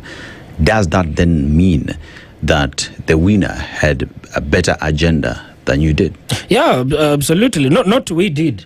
The election was for the two MPs, for the MPs, I'm asking about DCP party. Yeah, the DCP party, he could be having a better agenda. That's why people believed in him. That's why people chose him. And that's why even as we head to this election, the best leader with the best agenda, the manifesto that, relates very well with the Mwananchi, he will be chosen. Yeah. So is it fair to classify that the people of Kalou rejected the UDA agenda, because your candidate is from the UDA party, and the agenda he was advancing is domiciled on the UDA manifesto. Is it fair to say that is what the people rejected? Good. If you talk about Kalou, that one I agree. Okay. But we cannot use Kalou to explain or to talk about the whole country. Well, if we can't use Kalou, then we cannot even use the other by-elections that you have won to explain the whole country. Exactly. But, so if they rejected, it's fair enough. Angel, yes. What do you think highly influenced yesterday's outcome? What are we to read from all this? I think, first of all, Omwansa is very brave. I hope the UDA government can give him a job, because showing up after such a serious defeat is very bold of him, because I've seen other morning shows, the people featuring UDA are not showing up because of what transpired. So he's very bold for that matter. And I think that where we are headed moving forward is something that really calls for us to have action, because even when you talk about Jubilee Party, as you've mentioned, it even goes to us to show us as a leadership of Jubilee. We need to go back to the drawing board. We need to ensure now that we get into the critical conversation of who is our presidential candidate as a coalition. As we're still in the Azimio coalition, and re-strategize definitely, because even for my presidential candidate, who is Dr. Fred Matiang'i, I think we are all watching and seeing what the nation is getting towards to. And we keep having this conversation of what is the agenda of the one-term movement. I think now it's time we go to the policy boardrooms, come up with definitive manifestos, because Kalou yesterday was won on the basis of telling this government, you cannot kill young people and get away with it. You cannot be as corrupt as you are and get away with it. You cannot gag the media and get away with it. I think that was a message that they were sending. But I think for the game plan of 2027, which is about 12 months away from now, I think it will require a much bigger agenda. The Kenyan voter wants to know and hear what exactly will be the agenda of national security, of education, of healthcare. I think the point has been made that William Ruto is going home. And even him, as he sits back, he is now looking at himself and around himself. Kama kuna mtu hajapigwa kofi pale State House, I'd be surprised. But then he's looking at himself and wondering, is this deputy president really helping me here?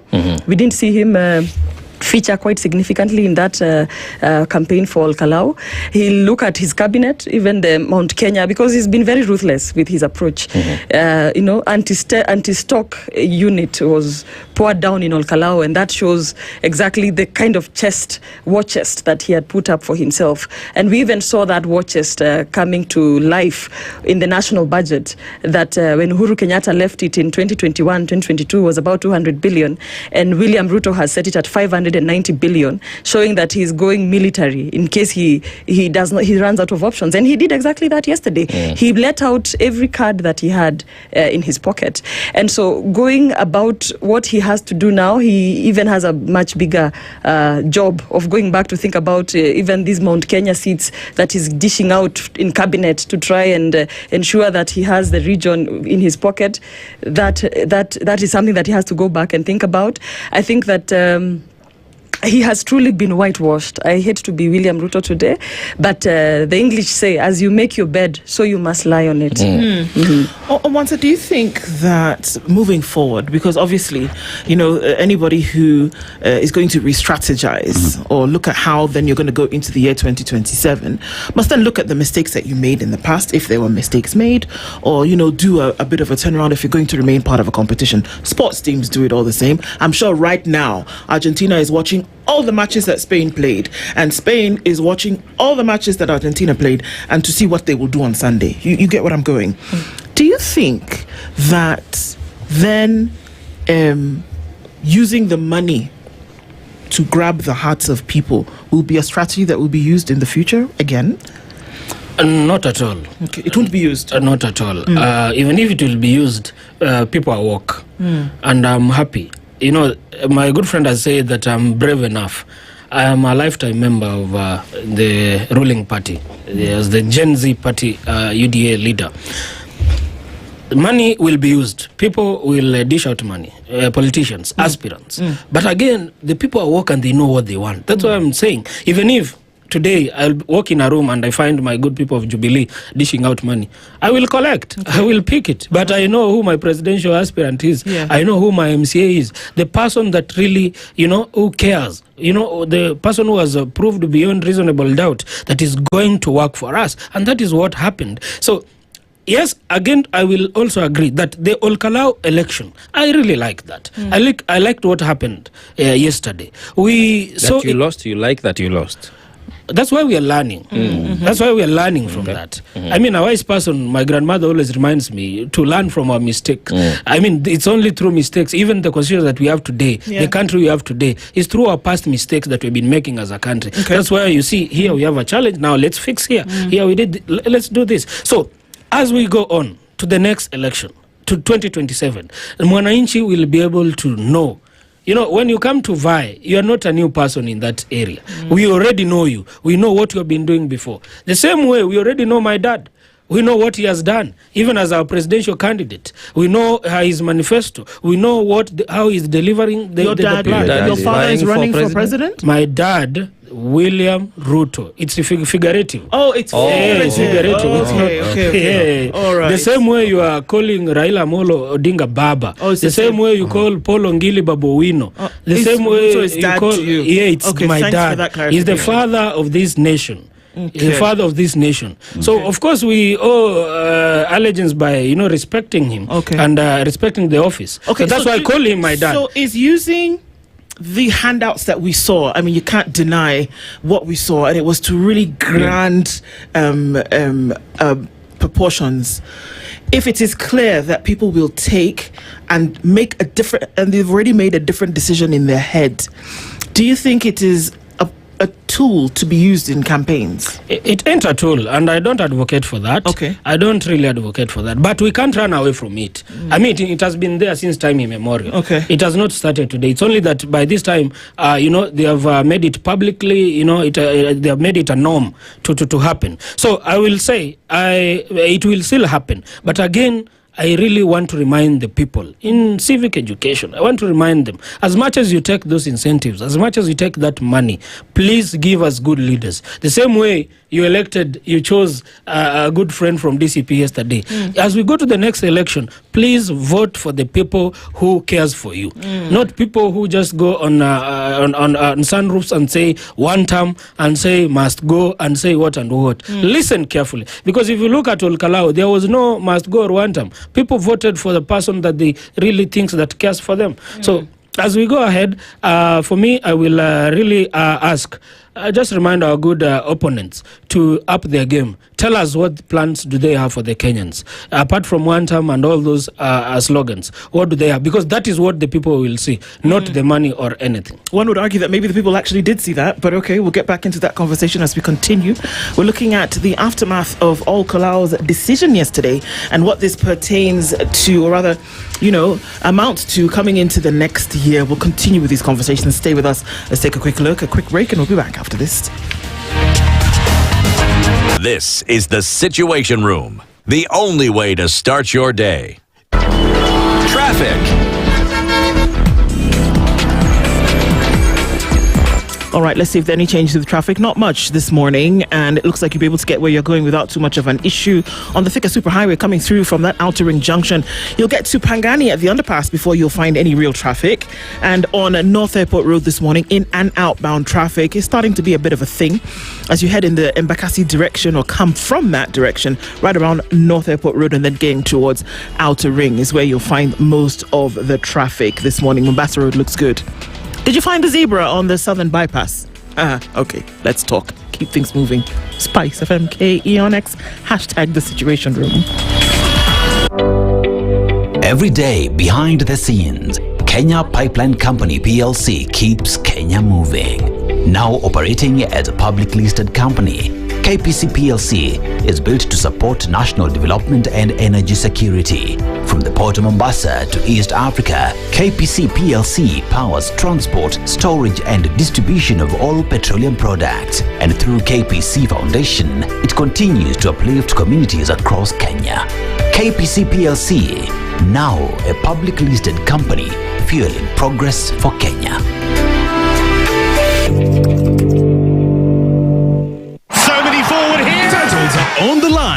rivalries are at their peak. This is the final stretch, where legends rise and champions are made. From the Saudi League to the Bundesliga and La Liga. Recharge your monthly subscription today to feel the pressure, feel the passion, feel the game. Every pass, every goal, every moment matters. Don't miss a moment. Renew your subscription and stay in the game. To renew your subscription, dial *858# for self-service or get in touch with our call center on 0719 077 077 for customer care. Buy a StarTimes decoder at any of our dealer shops countrywide. Download the StarTimes On app to enjoy all your favorite shows and stream live channels on the move. StarTimes. Enjoy digital life. Sebastian Hi there, it's Yolanda Mulwa. Your mid-mornings just got a lot sweeter. We're celebrating a massive milestone because our friends over at the Karen Hub are turning 10. And they're not just celebrating for a day, they've lined up something incredible every single day from July the 12th to August the 2nd. I'm talking Wellness Wednesdays, Fashion Fridays, exclusive anniversary store offers, and a massive weekend experience you cannot afford to miss. Want to know how you can be a part of the celebration? Then tune in to Sugar and Spice every weekday from 11 a.m. and get all the details. Mature, intelligent talk every morning. Spice up yourself.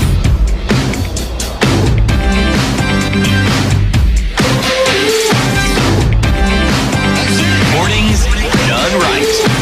94.4 Spice FM, Nairobi. Okay, so Dennis has a burning question even as we continue with this conversation in the aftermath of the Kalou by-election. It's just a follow-up, Omonsa, on what you've said, that as we proceed forward, then the politics of tokenism is something that should not happen, that Kenyans should think. But even as your dad presides over a party that is UDA, and also had a party member running for the election. And in this election that you see where your dad, President William Ruto, had a member called Mushina. And we have here reports of how people are being bribed. What is the responsibility then of a party leader? What's the responsibility of your dad in this case, making sure that the party which he presides over, that members within his party do respect the constitution, the electoral laws that your dad, again, President William Ruto, swore to protect and uphold? Or does that not feature in this discussion? It greatly features here, but you can agree with me that cuts across all parties. It's not only UDA, it also cuts in Jubilee, in DCP and all the other parties. So my dad did not so in as to protect the UDA party.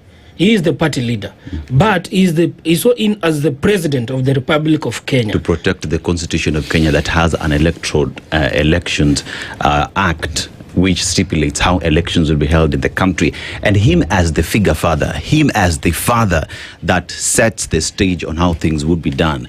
Should he not call out his children when they make a mistake, when they go out bribing? Because if you look at messages we see here from Mushina by Paul's Master Limited, an investigation that was done by KTN, that is an illegality. So one asks the question, what's his responsibility in making sure that he sets the stage, he sets the example to be followed by, making sure everyone plays by the book? As far as I'm concerned, I cannot, confirm those are just allegations that people are bribed.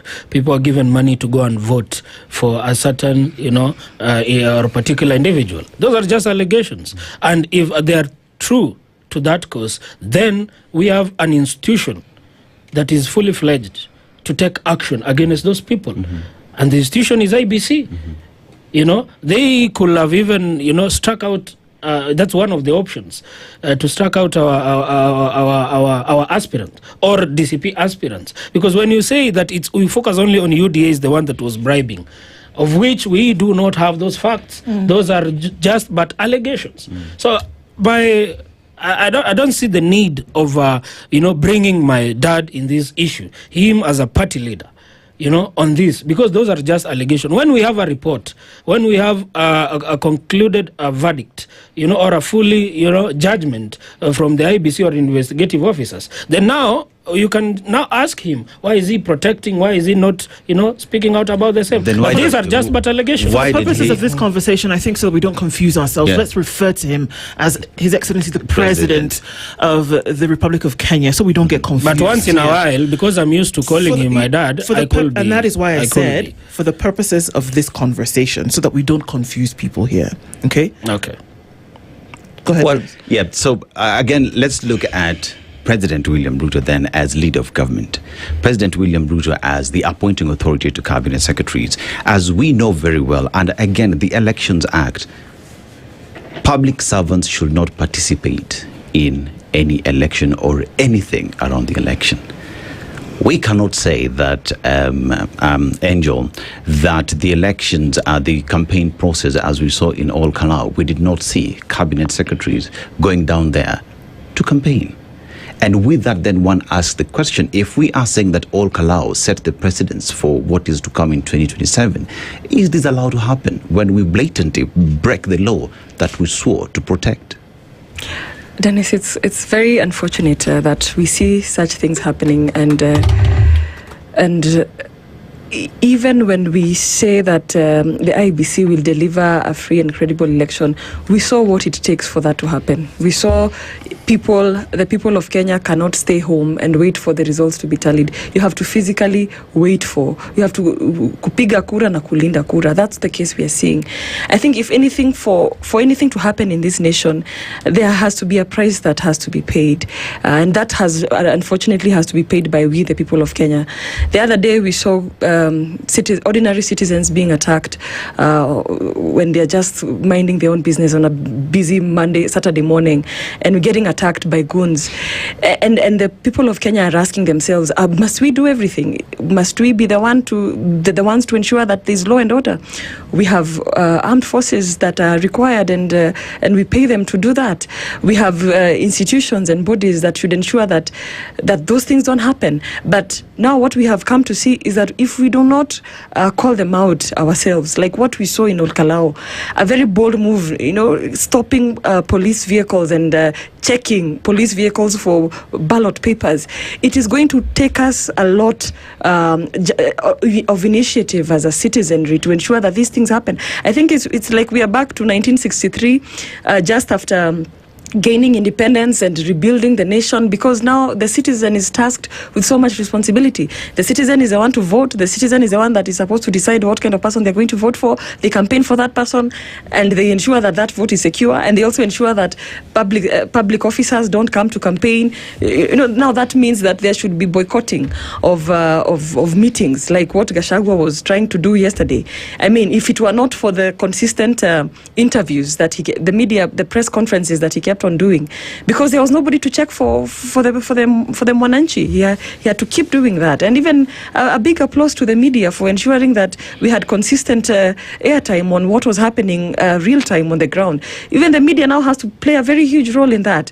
If you're gagged, then you have to go on the streets, because William Ruto is in our WhatsApp group together with Samia Suluhu and Museveni, and he's seeing what they are doing, and he thinks that he can do the same thing here in Kenya. And I think that he needs to leave that WhatsApp group very quickly, because are we speaking imagery here, or are you talking about an actual WhatsApp group? I'm sure there's an East African WhatsApp group, President's WhatsApp group, where they exchange conversations and update each other on meetings and so what and so not. But he needs to get his mind out of thinking that that mentality of East Africa, where you are armed to the tooth, you don't care what the citizen thinks, you want to gag the media, like what happened in Uganda is going to happen right here, right now, because they're in the same WhatsApp group when they keep telling each other. Yeah. And we saw Madam Samia Suluhu advising William Ruto, wapige huko ni wapige huku. I mean, it's very nonsensical what we are seeing in 2026, where William Ruto now is being made to think that he can do exactly that to the people of Kenya, and I think that's going to be a very different story, and he needs to get his mind off that East African kind of politics. Well, I'm still trying to wrap my head around this conversation we are having, because you realize we are not talking about the people of Kalou. this has been reduced to now the party leaders of now the party that won DCP and the party that primarily lost, the UDA. Yeah. Which is rather unfortunate because at the end of the day, the people who participated were the people of Kalou. Rightly put, Gachagua was not on the ballot, William Ruto was not on the ballot, Matiang'i was not on the ballot, nor was any other party leader. So I think that's just a statement worth noting how these by-elections, they turn into a power play and, a political mind game for the would-be party leaders and those who are trying to form political... I think, Josphat, yes, we undermine the power of political parties. I work in a political party, and serving in the National Executive Committee of Jubilee Party, I have seen a lot that speaks to what it means to belong to a political party. Resources that are channeled towards a political party, the UDA regime gets about 500 million shillings every year to run political activities. But that's because they have the majority in the House. They have the numbers, yeah? Yeah, so we cannot downplay the fact that political parties will play a very huge role in terms of ensuring who is elected. Because our fathers fought for something in 1992, and it was to ensure multi-party democracy, to ensure that political parties have a say. And even when we are producing a candidate, and now that we are learning as young as we are, is that a political party is extremely crucial. So if anything, political parties have even a bigger mandate of ensuring that they front candidates that are credible and that will serve the people and the interests of the Kenyan people. Because even voting in parliament is not about individuals. It is about party A, party B, coalition A, coalition B. It's very extremely crucial that we look at political parties in what they are and the power in which they bring. I do agree on how essential they are as the vehicles that will drive people into the positions of elective positions. But what I find lacking, and that's what I was alluding to, is that we did not hear an agenda. Like we did not hear season 2 of the plan from the Kenya Kwanza. We did not hear the DCP. If you ask me today, I do not understand what DCP stands for. So you don't hear this pronouncement that you would say the people voted based on this ideology. It is true, there is a growing protest against the current regime. The must-go version keeps on evolving. It could be through the ballot via Kalou. It could be through the Gen Z 2024 the commemoration. It could be about Sabasaba. It just, every day you realize there is a movement that says we need newness, we need new governance, we need new regime. So that keeps taking different shape and form. But it seems not to improve on the quality of the decisions we make in terms of the people we put in office. The Mbere North people have an MP. You could pride yourself and say, yes, ODM won some, UDA has won, now DCP has won. But we have not seen any vibrance in the National Assembly. We do not see any improved representation of the people. We don't hear ideologies that we can start saying, despite rejecting William Ruto. Because they were not founded on ideologies, unfortunately. There are very few political parties in this country that were founded on ideology as they were meant to be. And I think that because we have moved so far left from that original center, that then we are unable to, we can't come in the middle of the game and then say, well, now let's start looking for an ideology and then apply it to a party. If it did not start on that foundation, then it becomes very, very difficult to recenter. It's not like the GPS lady who says reroute after 600 meters. You can't really do that, especially when you've gone so far off and things are not working. Because if you have ideological parties who are saying, for example, let's focus on the economy, let's ensure that our children are educated because then we can solve things later. Let's make sure that our people are healthy. So we're going to be working on health reforms and welfare reforms, that if we wake up in the middle of the night, 2 a.m., first guess, we say, for sure, I'm part of a party that insists on the welfare of the people. But we don't have that. Today, somebody will say, Omansa talked to me badly and I'm part of the party. You know what? I'm going to the register of political parties. By tomorrow evening, I have my own. I think Kenya is still a young democracy, I think, in the grand scheme of things. And it's, I can call it 36 years since we started multi-partyism. And these are one of the things that we grapple with, even as a Jubilee party. And we are a party that we've been told so many times, change your name, change your colors, do this, do that. Because, the Kenyan voter wants to see different colors every other time. And this is not for the media or for political parties to blame. I think it requires a very holistic and a coordinated approach to ensure that we are setting out to put in political parties that speak to our issues consistently. But when we have countries like, we're comparing ourselves to the United States that has had over 40 presidents, and we are only on our 5th president, and seemingly things will take shape as we go on. But then at the same time, these are some of the challenges we have as Jubilee Party, trying to ensure that we keep the momentum as we are. The Kenyan people know what to expect from Jubilee Party. The first thing Jubilee Party would do if it got into power is bring back things like Linda Mama, things in terms of education transfer. Those are things that Jubilee Party was known for, and it will continue in that agenda. And that is the vision I see with Uhuru Kenyatta when he tries to tell the people of Kenya, come back to Jubilee Party. Jubilee Party is still here. This is what we stand for. I am retiring and I am leaving the floor for young people. That is a conversation that we have in Jubilee. But what, 98 votes? But you see, what does that mean to you? To me, it means that the decision for all Kalou residents was bigger than any individual. It was their decision. They made their decision, and they sent a very powerful message to the nation, even to us members of Jubilee Party, whom we thought. Actually, my prediction was 60-40. I was giving the opposition 60% and 40% to UDA, and I think I am ashamed in front of the people of all Kalou to think that they would have made a decision of a 40%, only for them to make it a very decisive decision of 15%, actually applauding. Maybe those were Mushina's family members and some UDA delegates, because they actually can't be counted. And they were quite decisive. And when we go on the ground and we talk to the people of Kenya and they tell us, tupatieni mtu mmoja, we are going to decide. That is a very powerful communication. I think we now need to go back to the drawing board as the united opposition or the opposition coalition. And decide as soon as possible now, so that decision that was made in Kalou was a protest, was a message to the current regime. But now we have to go back to our policy boardrooms and decide what are we going to sell to because sorry Joe, then one asks the question, with the lessons that we have learned with the by-election that stands now, there has to be an agenda, there has to be a strategy that we have to take back to Wananchi for them to say, because UDA got to power and predominantly got a lot of votes from Mount Kenya, all Kalou being one of the areas where UDA got votes. Now that we see it has lost that vote, what is the strategy that will take back to the people so that it is not a protest vote against us, but because the people will vote based off the agenda that is on the table and pick that which resonates with them? How did we lose Mount Kenya when we won in Mbeere North? I said lose all Kalou. Yeah, you mentioned Mount Kenya. That's why I'm asking. So I said, we're just talking about all Kalou. Let me just correct. Yes. I said UDA won Mount Kenya in 2022, and all Kalou was one of them, which has lost right now as we speak.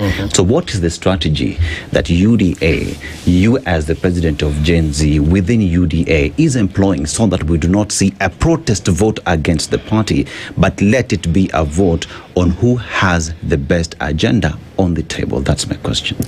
We have to respect the will of the people, and that is what I'm happy about yesterday. Honestly, I'm very, very happy. Before I saw immediately I saw the poster, I was ish about the show because I didn't know the results of the election, But again, after, realizing that my party leader or my leaders in the party, embraced, conceded, and accepted defeat, I thought it is wise also to be here and to appreciate. Sometimes, just look at that election. This is an election whereby, past by election, you realize these political parties, every time we win, the opposition will come and say we are headed to court. We disagree. The institution this, the institution that. But again, for us as UDA party, that's why when we talk about parties, being formed on basis of ideologies, we need also to learn. Even as we are growing, political parties also need to learn. more especially from us as UDA. You saw how we, how we responded to the results yesterday. How many political parties will do that? Most political parties right now utawapata wameenda milimani, wameenda high court, wameanza ku prepare defense and all that. But for us, we have accepted, and that's what we are asking other political parties as we head to 2027. The same way we did yesterday. Very early, by 7 p.m., 8 p.m, tuliinua mikono tukasema, congratulations, please, as we head to 2027, pia sisi tukishinda free, fair and square, tafadhali fanya kenye tumefanya pia. Na mkishindwa mtafanya chenye mlifanya. We will do that, but that's not an option. That's not an option for us. Because we are very sure what we have done as a government and where we are headed to. We know that the people, we are the party, we are the coalition with the best manifesto, with the best agenda. Of course, like you said. But isn't that the same agenda and manifesto you are selling in Kalou that was highly rejected? No, that's an MP. We are not talking an MP. We are talking about the president now for the country. It could be different. Our agenda for Kalou, that was totally different.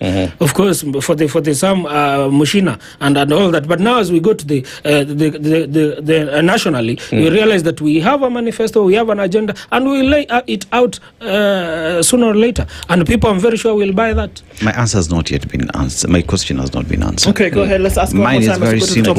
Yes.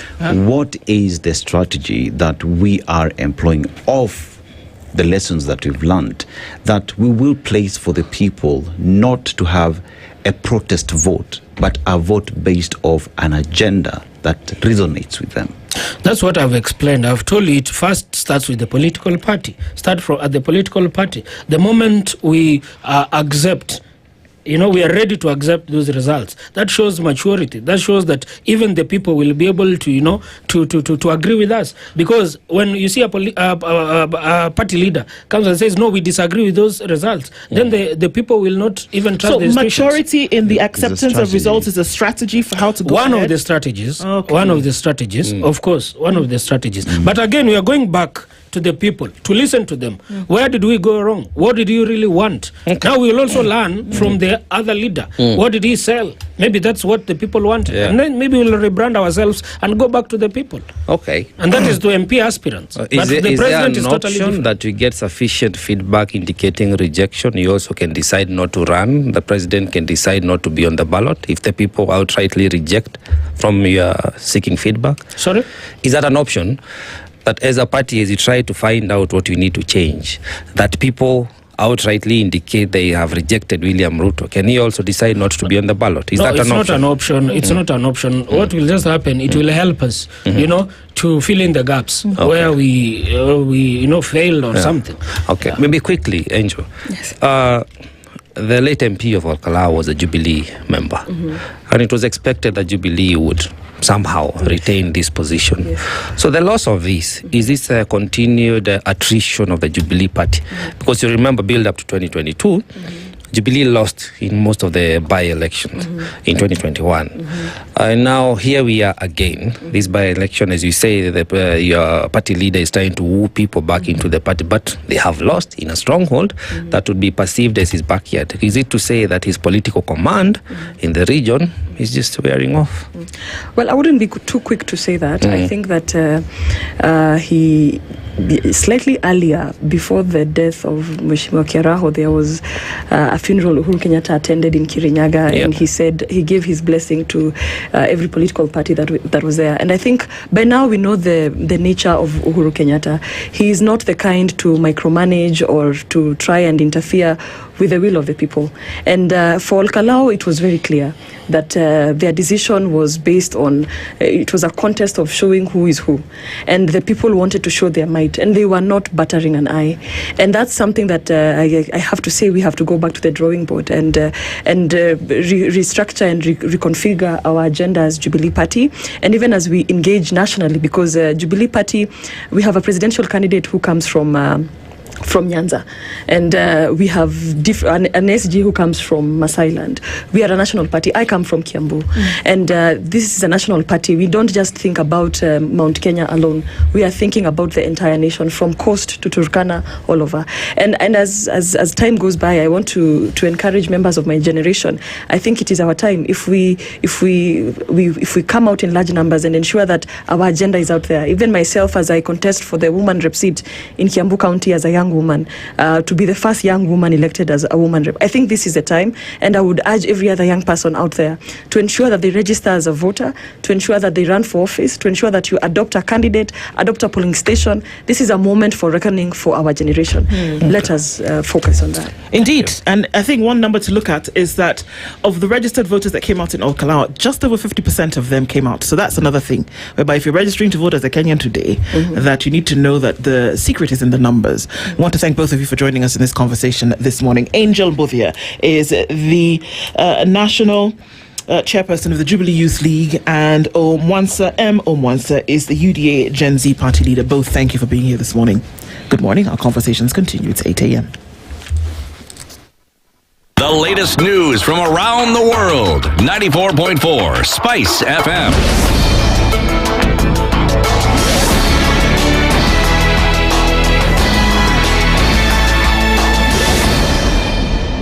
Good morning, this is the news. I'm Sheila Tembor. Some senators allied to the Linda Mwananchi faction have criticized the removal of Nairobi Senator Edwin Sifuna as Deputy Minority Whip in the Senate. The lawmakers claim the changes were influenced by a State House meeting between President William Ruto and a section of ODM leaders before being ratified by opposition MPs. Makueni Senator Dan Manzo termed the move politically motivated, saying it was meant to silence government critics. They boasted about it, how they went for lunch with the president and a decision was reached that Sifuna must go. I want to tell them that removing him as one of the servants of the House even gives him a greater opportunity to serve the nation. Threatening him, as it has been happening with President William Ruto, remember one time he threatened him. The Savi whip, Honorable Olekina, is Savi illegally. The Savi leader of majority who presided this, Honorable Mazayo, is Savi illegally. If the law was to be followed, they should cross to the other side, and the minority, remaining minority, forms, the minority in the House. Machako Senator Agnes Kavindu questioned the process, while Busia Senator Okia Omtata said the group will challenge the changes in court, insisting the Senate's minority leadership should remain independent. Two of our members called me and told me to come back, which I could not because I was already in Machakos, and they were calling me for a meeting at 7:30 in Nairobi at the Senate, which we did not know about it the whole day. I want to say what was done yesterday is wrong and unacceptable. Sifuna has been removed unlawfully. So I think this thing is an invitation to war, and there has to be a fight. It is not going to end up like this. There's going to be a fight, and it will be a very strong fight to make sure that the Senate remains, the minority side of the Senate remains autonomous from the government. In his response, Sifuna thanked opposition leaders and members for their support during his tenure and congratulated Senator Eddie Okech on his appointment. It is Jesus who said, when somebody takes your coat, give them even the shirt. Yes. Give them even the shirt. I want them to come for my shirt. I am prepared, Honorable Speaker. I take this opportunity to very humbly thank the leadership and the members of the minority side for the cooperation that they've given me. Even the majority side, for the cooperation that they've shown me in the time that I have been Deputy Whip. I congratulate my young brother, the Honorable Senator from Migori, for his new role. You remember, Senator Eddie, how many times I have called you as your whip so that you give us quorum. I am happy that that is now going to be your job, to look for quorum in this house so that we can transact business. Health CS Nduh says early detection remains the most effective way to reduce the impact of cancer in Kenya. Nduh cited data from the National Cancer Institute of Kenya showing that Njeri County has the highest number of reported cancer cases, with the disease burden particularly high in the Mount Kenya region. Speaking during the launch of the National Cancer Institute Institutional, Scientific and Ethics Review Committee, the CS called for stronger strategies to tackle cancer and urged Kenyans to seek early screening. In meetings, every decision we make within the healthcare sector affects the patient. So the decision must be made right, must be evidence-based, and it must be done timely. So NCI has an opportunity to lead the whole players and stakeholders within this space and ecosystem. The numbers we are hearing are numbers that is not acceptable in our country. 80 people dying every day. We must reconfigure how we deal with cancer, the whole way of dealing with it. We should not wait for the patients now in the healthcare facility. We cannot overemphasize the importance of having local research to guide our decision making, and from a policy level for us as the board and together with the ministry, what they need is to be sure that the decisions we are making are for the benefit of Kenyans out here. And that's the news. I'm Sheila Tembur.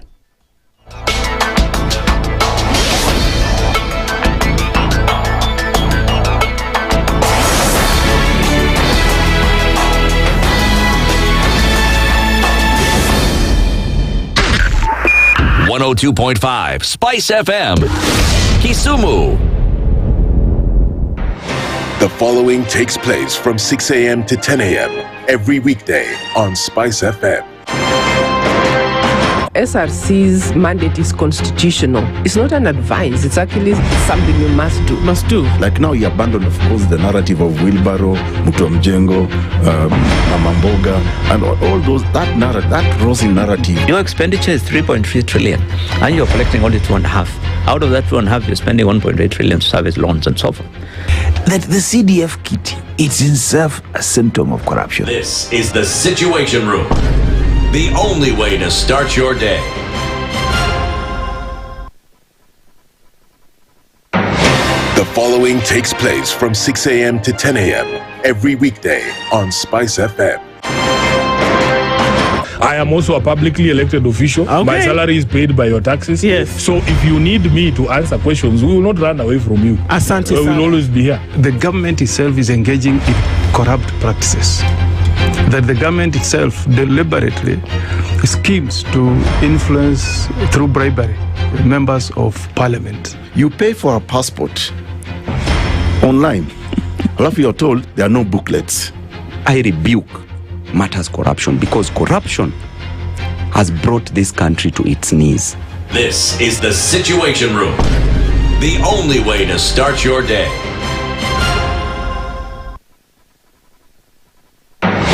The following takes place from 6 a.m. to 10 a.m. every weekday on Spice FM.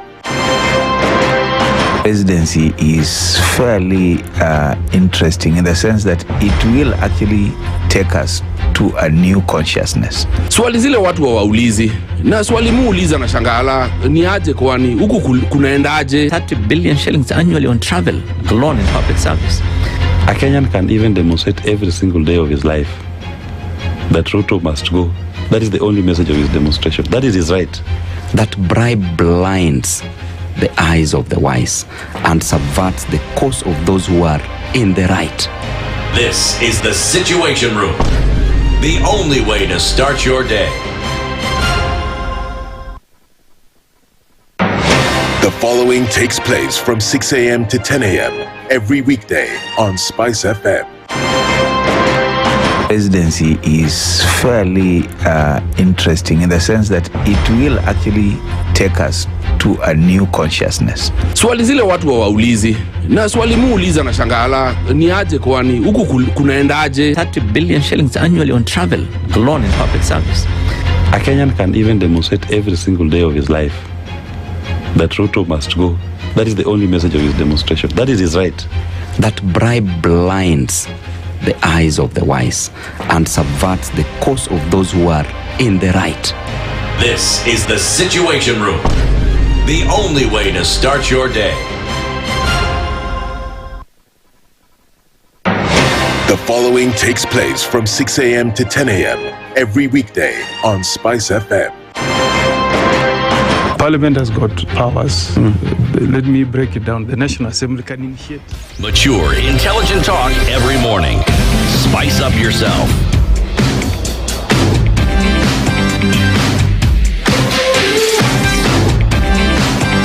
Mornings done right. 94.4 Spice FM, Nairobi.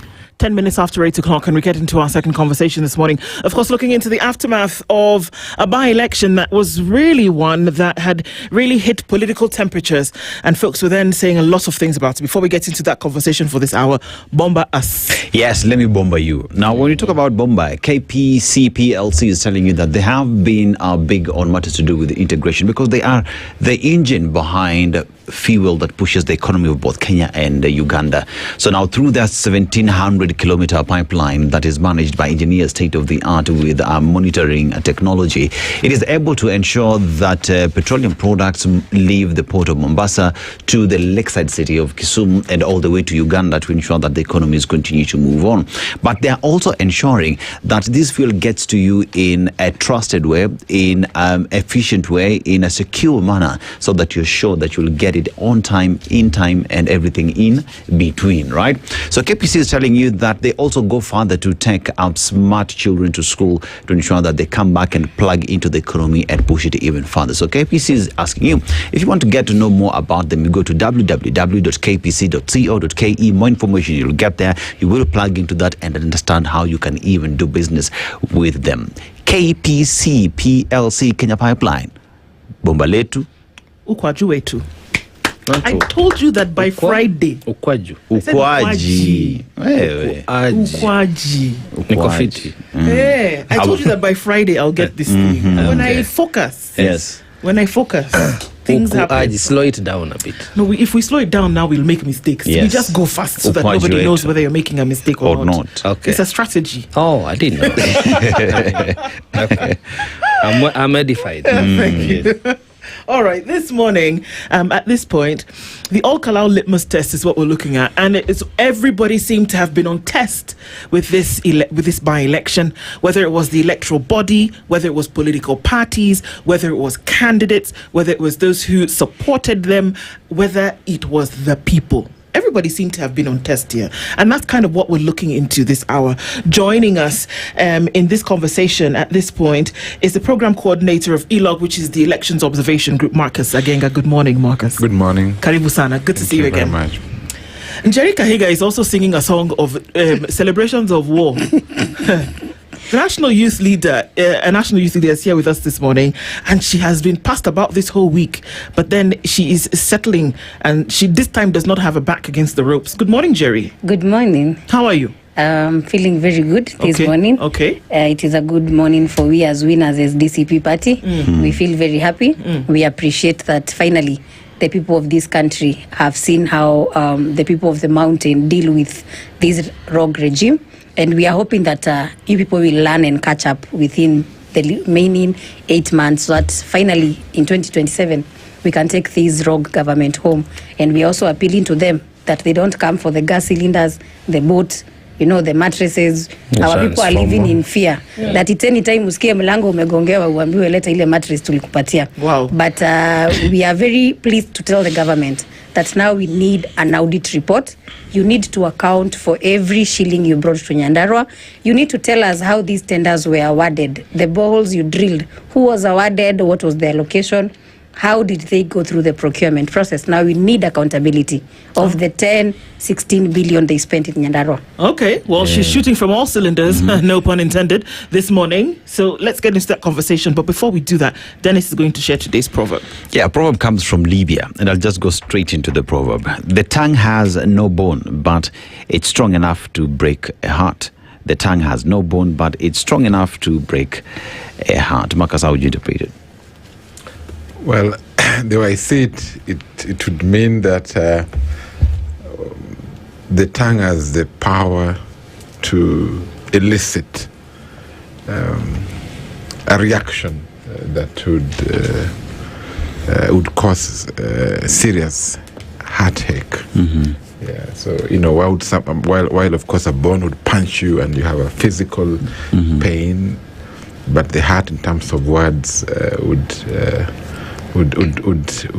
elicit and actually bring about an ache at a very emotional level. That's how I see it. Njeri, how would you interpret it? I would interpret it to simply mean with the current state of this country, whereby this regime has always used its tongue to mock the people of this country, and people, despite the harsh economic crisis that they are facing every day, they have again to deal with the emotional torture from this government that ridicules them every morning, from this government that has made it its business to remind them of how they are going to torture them, how they are going to make it hard for them, for their businesses, make it hard for their health sector, make it hard for education sector. So I think that if I was to interpret it even wider to the executive, I would tell him maybe it's time that he tames the tongue of his regime.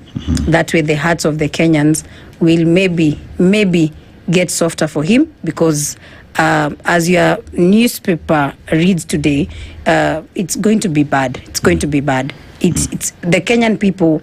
You see, sometimes even if you do me injustice, I can sometimes be lenient with you depending on how you engage me after the injustice. But you cannot do injustice to people of the country, then again insult them, then again call them names, then again speak with so much opulence and show them that there's nothing they can do. Well said and interpreted. Indeed. We'll start with you, Marcus, as the coordinator of the Elections Observation Group, which you're present in all elections that will take place, at least in Kenya. And this was one. An overview of what this looks like. I remember having a conversation with you a few months ago, and we were looking at other by-elections, and you said, well, a brand new IEBC then had a lot to prove. Has that gotten better over the last few months, and are there still indictments laying on the neck of the IEBC? Thank you very much for having me. And I think it's good to remember and recall the conversation we had when the IEBC had just been set up. And of course, this could be their third election. We had the November by-elections, and of course that was their first by-election, and a number of things have happened from an observer's point of view. I think these guys have ILOG has always made the distinction between the technical aspects of an election and the political aspects of an election.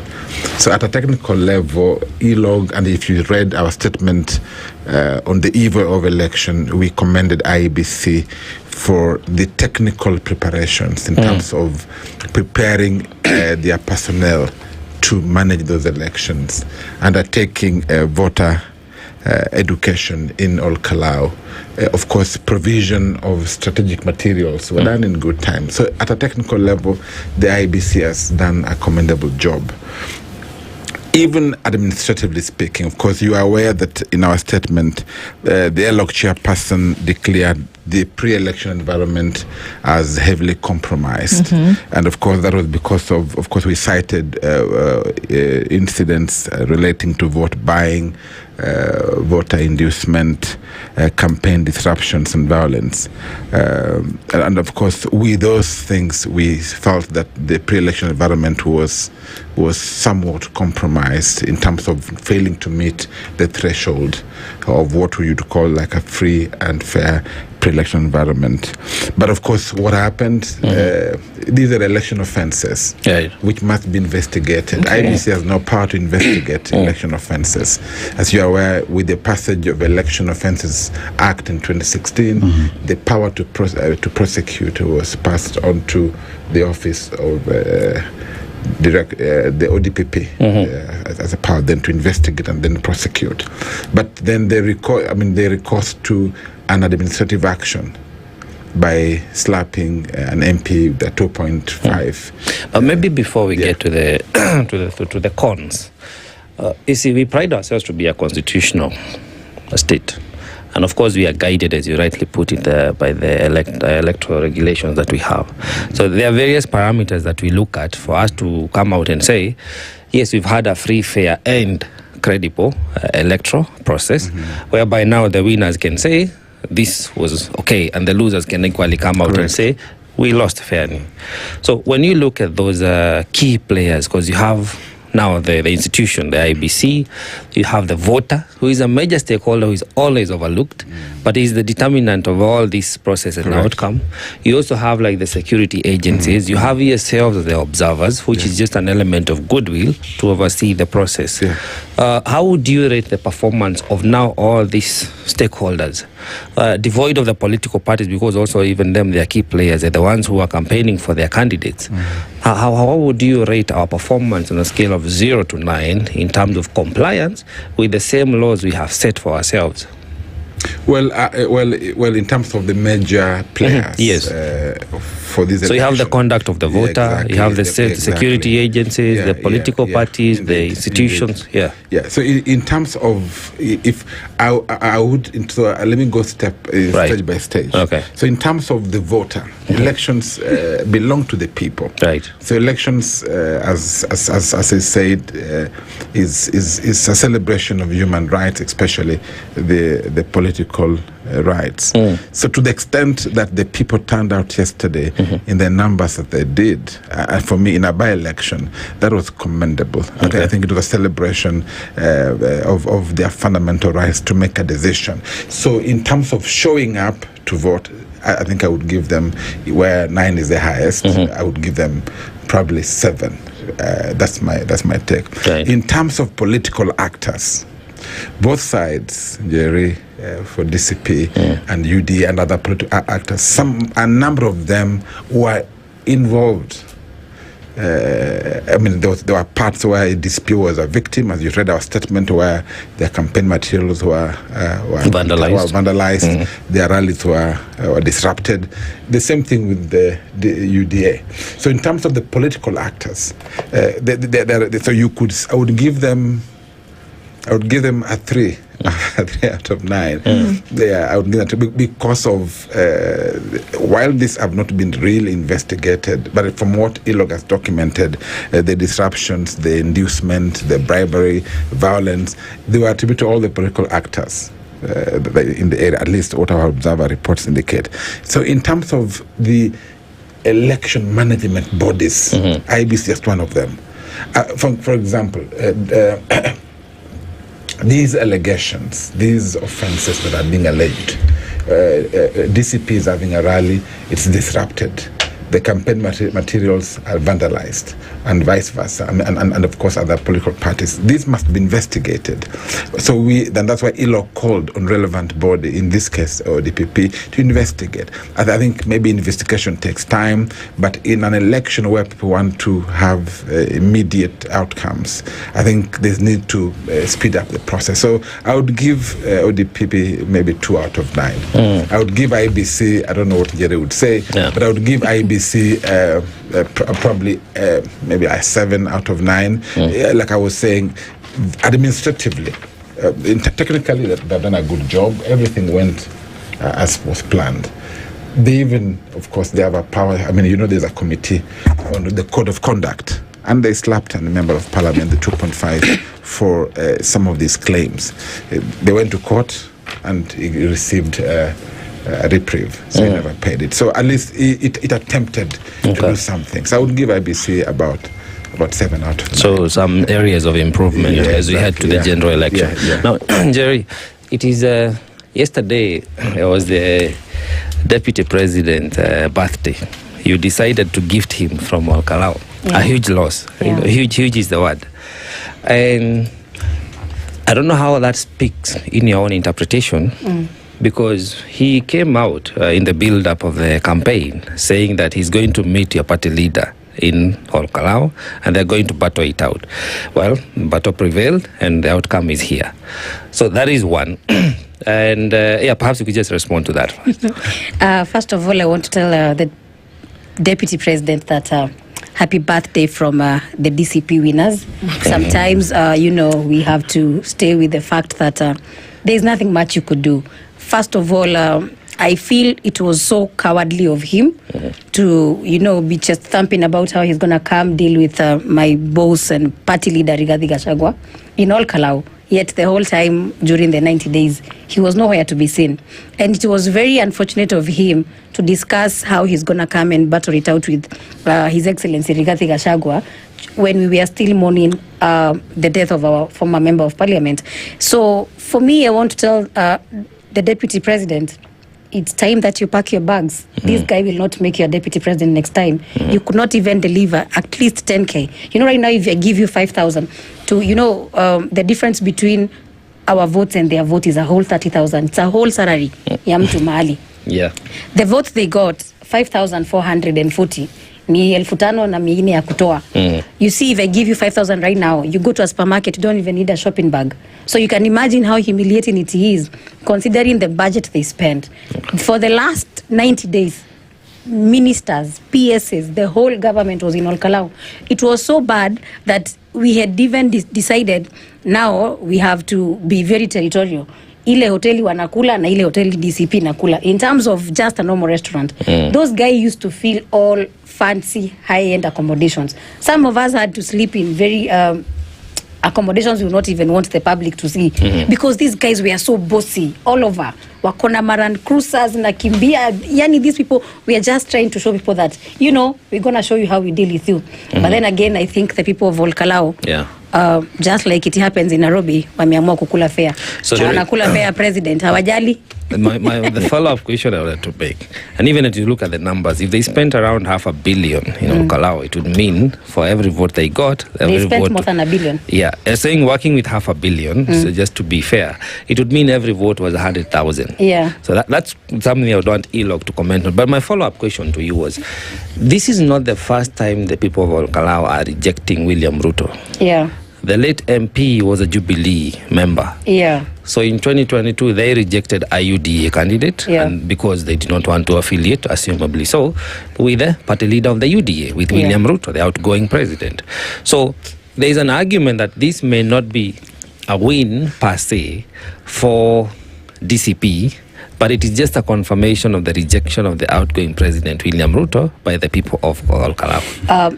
First of all, I have to be, the late member of parliament, who, because during 2022 I was part of the Azimio coalition and I was in Jubilee, I have to tell you that for him, party politics, there are leaders in office who party politics will never be a reason for them to win or lose in politics. There are people who lost with UDA. There are people who won with other parties. For the late MP, for him, they loved him as David Keraho.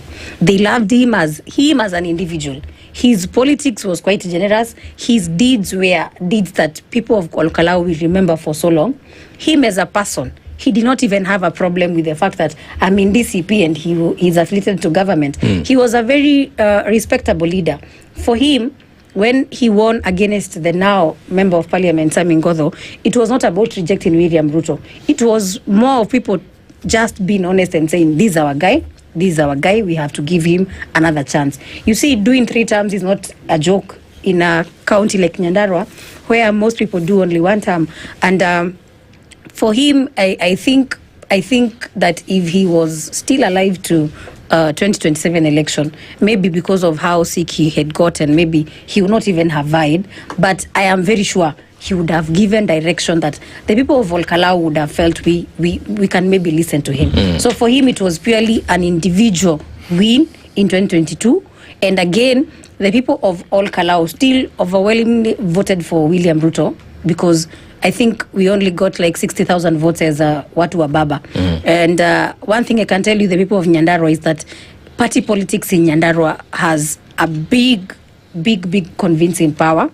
And this time, I hope that the members of parliament who are still aligned to UDA in the mountain have read the writings on the wall. And I am hoping that they can now start to shift. Ni wakati wa kuhama sasa. Mtu alipe akalia deposit, ujue vile utahama. Because the people of Mount Kenya, we are very categorical. You know, when I was doing campaigns for the current now MP, I've been in Kalou for the last 2 months. People used to call from as far as US, UK. They would tell us, if anything you guys need, tell us what it is. You guys must deliver. The people of Kiambu, the people of Wajir, everywhere, we used to get calls from all over the country and even in diaspora. People are so agitated about this regime that they were willing to do anything possible within their powers to ensure that DCP delivers this seat. And I can tell you the fact that my party leader never showed up even one day because he believes in young people. That campaign that was headed by my senator and the member of parliament of Kipipiri, me and along other young people, is just a demonstration that young people can deliver. Because you can imagine we were head on with the CSs, we were dealing with the likes of Moses Kuria. At Moses Kuria, when he deals with my candidate, it is me who is supposed to respond to him. So I think it is time that this nation agrees that everybody is tired with William Ruto. But again, we must be very careful not to just vote out and vote in garbage. We have to ensure we do quality leaders. And you see, for somebody like Sammy, who has been a member of county assembly, I am very sure he's very well versed with the fact how he can make laws, how he can be a good oversight person. And I am a believer that for the next 8 months, even if the people of Nyandarua voted somebody who is not in government, I have seen leaders who have delivered without being in government. Women Rep Kirinyaga is a good example that you can be number one as a women rep in this country without you having to be in government. Senator Kirinyaga, who is in opposition, is another example. Member of although they remain Mm. UDA members, just for the record. Yeah, legally they remain members, but you see, sometimes you can just be affiliated to a family. It's just like we are in a divorce case. I'm still your wife, but now you see we are in court on divorce. We move on. Marcus, now, when we look at the Kalou by-election and the freeness, the fairness, right, the verification of it all comes into question because, like I keep saying, election is a process. So we have to look at how we ended up at the voting day. And with that, then there is bribery that we saw, there is intimidation, there is violence, and abrogation of election laws. So with the results that we saw then, how do we rate that? Because if you talk about free, how free was free when free we didn't see? How fair was it when we saw a government hand and investments deeply against the law into it?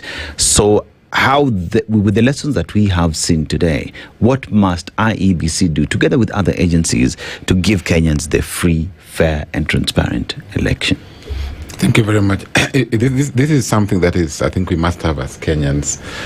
And as you all recall, there were talks in town that the IBC would postpone these elections, given the emotive nature of the pre-electoral environment. There were serious allegations, of course, regarding, like I said, voter bribery, regarding inducement, of course, violence. And with all these things, of course, then there were calls from other sectors. Could IBC, could they have postponed these elections? But then the question then we ask ourselves, what is the threshold? How much violence do you need to postpone an election? How much voter bribery do you need to postpone an election? How much is enough to postpone an election?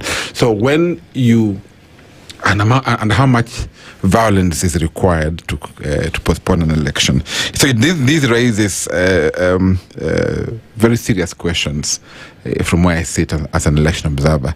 The threshold that is required to call off an election, but also when you call an election, when you postpone an election, what happens to the voters themselves in terms of their right to exercise and to be represented? So I think this is a conversation that we must have as a country moving forward. If what we saw in Kalou is something that could be taken in the future, because some of you are aware of the Kofi Annan report that came out recently, 84% likelihood of violence, and of course Kenya is one of those countries, and even in our own ELOG PA analysis, we think that violence is almost inevitable. I think the questions about, so I think you're right in terms of saying that the results is as good as the process that led there. Yeah. So that even when people are celebrating a win, we must also ask ourselves, did the win arrived at in a manner that meets the threshold? So I think, to me, to just answer your question directly, it is a difficult discussion to have.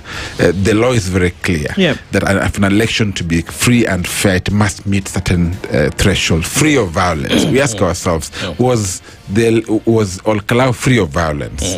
That's the question we ask ourselves. It wasn't. It was, so in terms of the constitutional threshold, I don't think it met it. Okay, so let's come back from this break and ask, so what is enough? Does it take one person to be clobbered over the head at a polling station for you to then say that is enough? Or do we need 500 for that to happen? Do we need masked men in a dark vehicle to come and pick people up for us to say, hang on a minute, what exactly is happening here?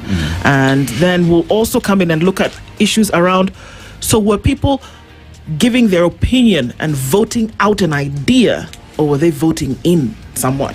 We'll look at that when we come back from this break. Stay with us. This is the Situation Room, the only way to start your day. Traffic.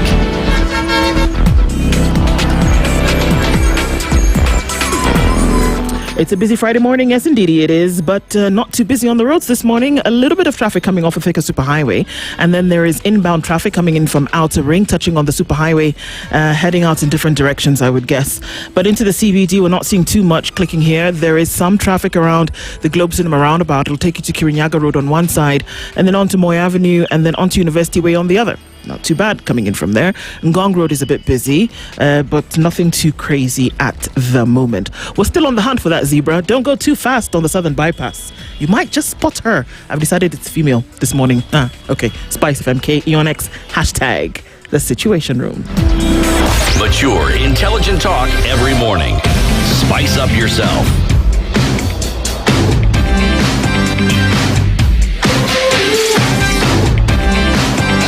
Mornings done right. 94.4 Spice FM, Nairobi. All right, so we continue with that this morning. And so just starting with you, Marcus, before we come to Njeri, to ask her, what were people actually making a decision about? How much... on so many counts. So when we talk about violence, and we saw what happened to journalists yesterday, by whom till now we are still unaware of who it actually was. What is needed for you to then say, well, okay, somebody was beat up at a polling station and their equipment was destroyed, and that is enough for you to say this is unacceptable for somebody to step in and do something about it. We had the IEBC themselves pronouncing themselves about what would be voter bribery or not. Two of them, Alutalala, but more at this point, Commissioner Njeri said, well, not some are handout, some is not bribery. What's the threshold for you to say, okay, well, if it's water tanks, it's bribery. If it's just cooking gas, then it's not. How do you do that? Because if this is what we saw happening in Kalou, you can just imagine, because yes, it is a litmus test, you can just imagine what is going to happen around the country in the next 7 months or so. So who then entrenches threshold? I think this is where the law is unclear. They say the law is clear. In this case, it's not. I think in this case, it's unclear. That I think it gives the IEBC the power to postpone an election when, of course, certain criteria are met, and of course, at a personal level, if the Bill of Rights contain what you'd call a very robust rights for us to enjoy, and the right to vote is one of them. Political participation is one of them. I don't think, from where I sit, a life is worth losing in an election. Sure. So even to speak on a threshold of what amount of bribery would you call, therefore, this is too bad, or violence, or disruption, I think, it's like I said before the break, it's a discussion that we need to have. We need to have it. You saw what happened in the November by-elections, where there were serious calls for the IBC to postpone elections. Kalou was almost being postponed, but there was pressure all over the place. And even the IBC, I'm sure why they're asking themselves the same question. What is the threshold to postpone an election? Even if we did postpone an election, what happens to the voter? What happens to the voter? So, sorry. Sure. What happened to the voter when an entire election result was annulled in 2017? Yes. Whereby you say we cannot allow this kind of thing to happen, and the Supreme Court established itself as, let's not mess with the issue here. Get it right once, or we put the thing down, and you have to do it again. The voter did not die. Granted, not as many people went to vote in the second round as they did in the first. But if you're going to insist that things be done right, perhaps there is at some point where somebody must bell the cat and bell it unequivocally. That's right. So who does that? I think in this case, there is still room for someone to go to court like someone did in 2017. I mean, while the IBC did not postpone these elections, if, for instance, like I said, the allegations, using the ILOG statement, for instance, that spoke about serious violations of undocumented, what you'd call like very serious electoral offences, if these were to be investigated and culprits found, and whether it is the winner or the loser, and prosecutions held, what would then happen to the winner, assuming he was found to have committed electoral offences or the people? So I agree with you that I think the truth is that if you want to bring order, it starts now. It's like Maraga did in 2017. Will there be someone bold enough in Kalou or in other Kenyan to go to court and say, because a number of observation reports, including IBC's own admission, that the pre-election environment was visibly compromised? What does it mean for the results? But Marcus, then one would argue, at the point that we are having to seek judicial intervention on this electoral process, it would mean that the process has been compromised. It will mean that if lives were threatened, they have been lost. It will mean property has been vandalized and destroyed. So it is not a relief per se, because you're out here trying to correct a mistake on some damages that we cannot reverse, because you cannot reverse a life that has been taken. Some property damage also, they cut so deep. There is no telling on how the ramifications can play out. And also, most importantly, the voter loses confidence in the electoral process and the institutions that are involved therein. So, therefore, in my opinion, I am thinking that it should not be about somebody being bold enough to go to court after the results have been announced. It should not be about what's going to happen to the winner when the certificate is cancelled. It should be about, from the onset, the political parties need to behave. Because you realize the political parties are the key players. Correct. They're the ones who feel the candidate or the aspirant at that point. They're the ones who know the conduct of the aspirant. They're the ones who are moving around with goons. They're the ones who are dishing out money and occupying luxurious hotels. The over expenditure, although the over is neither here nor there. But the political parties are the key players. Shouldn't we now begin, as the electorate, as the voter, begin to tell the aspirants that we need to vote for, that if you are with this party, because of how unregulated they come out, we are not going to vote for you. You need to align with a party that, one, speaks to our needs, that starts on an ideology that we subscribe to, and therefore, if you want to serve us, because we are seeking to employ people, this is not an issue of leadership, it's an issue of employment. Kenyans are seeking to employ people who will deliver services using our taxes. Is it about time we start having that conversation and the voter realizing that they're the key players? They can dictate the kind of ideologies that will be on the ballot and the people who will be behind those ideologies. That's right. I agree. I think you make a very valid point, but there is also supply and demand. So who are the people receiving handouts in Kalou? They were the voters. Right. At no point did they return. Well, I'm not aware any gasoline that was returned. Maybe they did return, but who were the people receiving monies? They were. I mean, if you saw our report, there were the 330 meetings. They would come in, divide it into 3 threes, and give you 1,000 shillings to divide. So while I agree that there is need for political hygiene, because we are a multi-party democracy. So political parties play a very critical role in our democracy. So So an hygienic party conduct is important. And if Kenyans, and I want to commend the people of Kalou, the fact that there was heavy investment with goodies, they still made a decision that we will not, and guys say, these are your monies anyway, just take them. I don't know if that's true, but they are your monies, they argue. Take the money and then vote whoever you want. So if it is true that the government weighed down on them, and they still, I think for me it's commendable. So it goes to what you are saying, that Kenyans are saying we will eat because of need. Well, most guys need money. Some guys can't even afford 3 meals in a day. So if you're gonna give me 330, and then the other part, there were 9 candidates. So assuming they were all working, giving us 330, in a day I would go home with like miatano, and I get some food on the table. So I would take the money. So so I feel like in functional democracies, political parties are even fined for one of the members misbehaving, whether a member or a candidate misbehaving. In Kenya, this is not. We have not yet gotten there. So we will reward bad leaders. They become our leaders, whether they're bad or they're good. They're our people. So we reward them by electing them. We reward them by going on the streets to defend them. So in the future, I think for my call here is that political hygiene is important.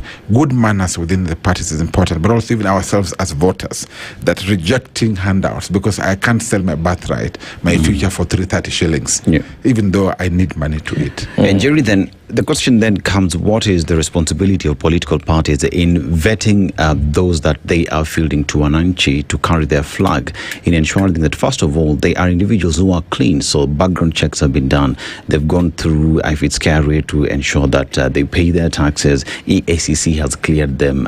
Certificate of good conduct is there. What is the role of political parties in ensuring that? And even with these elections then, have we voted out President William Ruto's party? Have we rejected President William Ruto? Or have we voted in an individual who is accepted by the constituents in all Kalou to come and better their lives, to deliver to them? And does this also show that the president has lost grip of the mountain? As a young person, I always say that I don't want to be the kind of leader that those people who are in their past millennials have been. I want to be a very honest leader, and it is not practically possible for political parties to be a filter of our leaders. One, because we are a country that still has not embraced that citizens should fund their political parties. Our political parties are funded by anybody who has interest in politics. The Kenyan voter has not come out properly or embraced funding political parties like we see in the US, where it's them funding budget and everything else. So political parties, as of today, I would say, are held hostage in most cases because they cannot do anything. You guys need 100 mic. I have the 100 mic. Where I get it from, you don't even have the choice to pick where I get it from. But political parties can make the conscious decision to be that sieve and say, please give us proof of the origin of your money for us to have you as our member, because the responsibility then lies with the parties, one would say. Yeah, I know that. That is what should be there. Legally, that is what political parties should do. But I've always said I want to be an honest leader. The Kenyan voter has put politicians and the political parties at a place where they have to have money to come to the Kenyan voter sometimes. In the case of Nyandarua County, it was literally not about money because it was people pouring out their frustrations. But come 2027, again, the game of money will play out because I'll have to go to nominations because I am vying for Women Rep Nyandarua County. So I'll have to go for nominations. Within these nominations of the party, I'll have to go to the people. I'll have to spend money. I'll have to have logistics. So I think as much as political parties should have these filters, the Kenyan voter must also upgrade. He must raise the bar for himself as a voter to ensure that he can personally fund a political party with his own money, so that tomorrow he can ask a party, why are you taking money from somebody who has a corruption case? Why are you taking money from somebody who has a criminal case? But again, if this voter is still receiving money, is still asking me as Njeri Kahiga, unatuacha aje? Is still asking me, zamacho ziko wapi? This voter lacks again the moral authority to ask political parties where you get your money from. And does it come from a place of lack of understanding, or that, you know, this person is not to ask, you're not to ask this person for something in order to give them your vote? Because that goes to the original question, and perhaps the answer to this could answer both. What were the people of Kalou voting for yesterday? The people of Kalou, first of all, in 2022, Sami was just a young man who was told, you know, you can rise up to the occasion. And he garnered 19,000 votes. And that could tell you that people saw leadership in him that time. The only difference was that he did not get enough votes to be a leader that time. But there were 19,000 people who saw some leadership in him, despite the fact that he only did campaigns for maybe 3 months, because he was a last-minute thought for the UDA party. This time, the people of Nyandarua County, one, were giving a leader to the people of Kalou themselves. But also, again, they wanted to be very categorical that you can be a leader, but you need to be where the people are. You see, unfortunately, when we talk of democracy, we don't talk about the democracy of which particular people. It is the democracy of the people. So if the people decide that our political party in Nyandarua County is DCP party, then you have to align yourself with the party that your people want you to go represent them with. So what were they voting for, Njeri? Because by your own admission, the same gentleman put himself up in 2022, and he was rejected. Look, when you don't win an election, in the majority you've been rejected by the people. Not enough people accepted you to then make you a leader. I agree. So what has changed in 2026 that they have said, okay, fine, let's give it to you? It goes back to my question. It is not who the people of Kalou are voting for, but there is something they voted for, and I'm trying to figure out what that is. First of all, you see, as a first-time aspirant in Nyandarua County, very few people, actually, nobody has vied for the first time and gotten an MP seat, maybe one or two. So it is a culture, or maybe it is just how hard politics is. Because you see, when you're a young person, again, funding a campaign is not easy. So you are cut short with so many other instances. But I have to tell you that the people of Kalou voted in a leader. He's an intellect. He's a leader who knows what he's supposed to do in Bunge. And number two, they voted for a political party. They decided to tell William Ruto that this man that you humiliated, impeached, after we gave him as your deputy president, we have decided to also be part of the people that tell you that that was a terrible mistake politically. And number two, this is our son in the mountain. And people were sending a message to the president that, you know what, the next time you come and ask for our votes, you better stick to your word of keeping our votes, bringing development, and doing what you should do as a president. And if you guys up there collide, you don't have to involve us as a mountain to make us, you know, feel like we did a mistake by voting you in. Remember, William was given so many votes in the mountain. And yesterday, by this morning, where he has gotten only 12%, that shows out of our 8 million votes, he can only garner 1 million, and the same amount that Baba got last time. But it is a clear indication that the mountain has gone. And in future, we as the mountain, because again, sometimes we have to agree that our politics in the mountain is quite very local, extremely local to the last man. We have to agree that the people of the mountain don't want leaders who will go out there and forget that we, the voters, are the powerful people who have placed you in power. So how crucial or how significant was Rigath's ouster from office in this election, and does this cement his position as a kingpin of the region? First of all, it was very significant. I can tell you, every meeting that we did, we had to call both. People used to tell you, yeah, we listen to you, Njeri, but please, pigia getungati. And you know, the mountain has now, after the former president left, Uhuru Kenyatta, we have been yearning for a leader who can stand up for the people properly and face our oppressors. And Rigathi Gachagua has proved to be that leader. And I can tell you one thing for a fact. Now that the presidential conversation is ongoing at Wamonyoro. You saw a troop of people from Kipsigis all the way from the backyard of the president come to, tell him that, we believe in you. We hope that the future is good for you. And I can tell you, as of today, ule ni fire. We are no longer asking ni fire, see fire, ule ni fire. And again now, it has gone back to 2024 during his impeachment, where sometimes, God can use the worst scenarios to place you at a better place at the table, because when he was the deputy president, he was not embraced fully by the whole mountain, because I personally felt I wanted to vote in Martha Karua as my deputy president. But what he has done in Nyandarua, 30,000 difference for a ruling party is not a joke. So, and his presence was not even there, it was just a phone call. You can imagine how now we have improved our politics, that the party leader does not have to go somewhere. You can simply make a phone call. So we have upgraded from having to go to one person as a party leader, and as a party, we feel like, I hope Kenyan can embrace that we can agree and we do what we are supposed to do on the ballot, regardless of the voter bribery that comes up. And I have to tell my colleague here that the people of Kalou, the mattresses that they were receiving, in our meetings, they used to bring us those mattresses. They tell us these mattresses belong to JM Hospital. They are labeled GOK, Shikeni. These gas cylinders are our taxes that are unaudited, Shikeni. And I can tell you, half the campaign money we've spent as a party has been funded by the voter of Kalou. They used to get 1,000, they bring us 300. When they are given 500, they bring us 100. And I can tell you, there were days they even brought us 10 shillings. You can imagine how hard it was for me with my small hands to count 10 shillings until in Africa 130,000 in a day.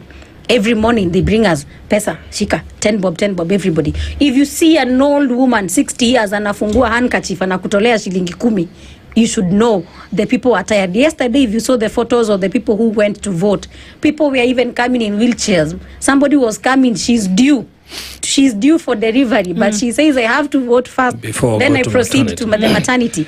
And that is the clarion call that the Kenyan people are going to give to the ballot in next year. And I really hope that young leaders, me and the other category of leaders, can learn something, that the voter that we had in 2022 is no longer the same voter we have right now.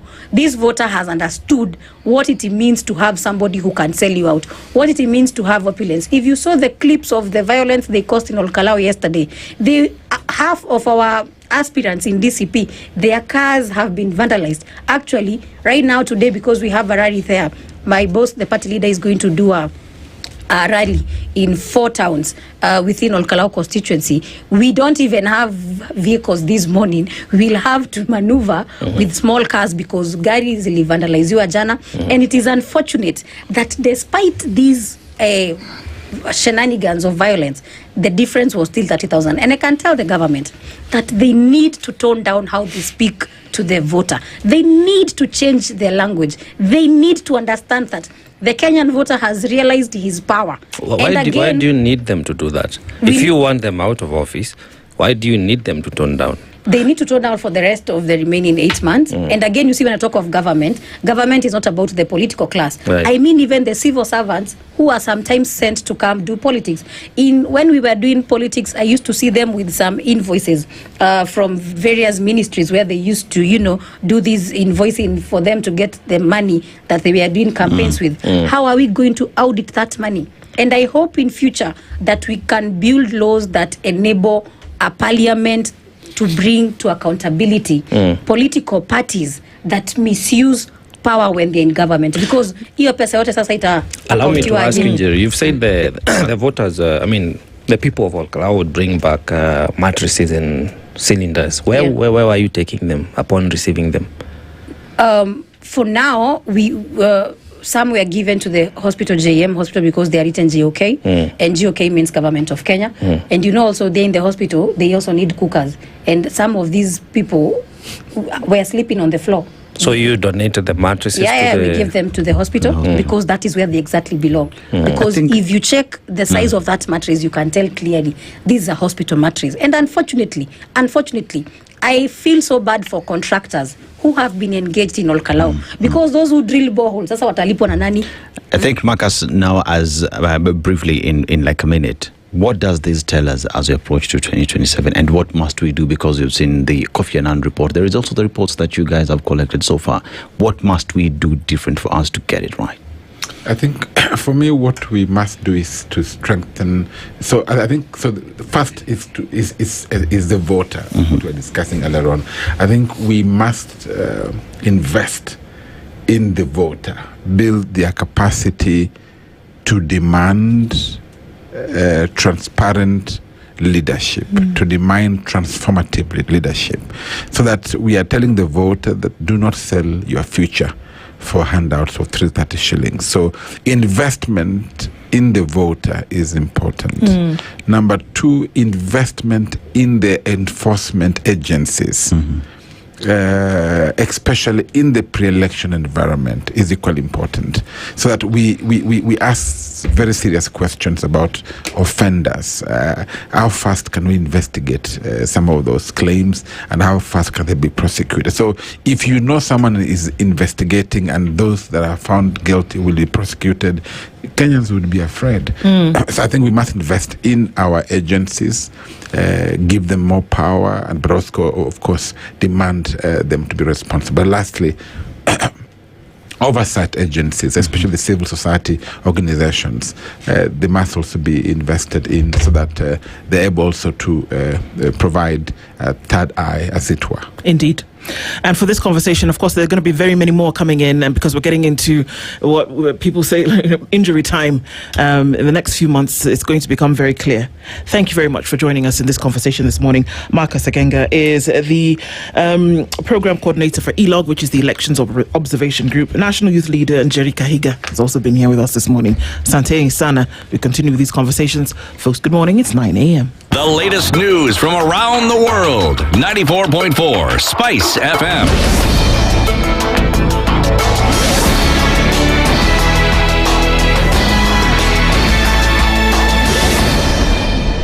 Good morning, this is the news. I'm Sheila Tembor.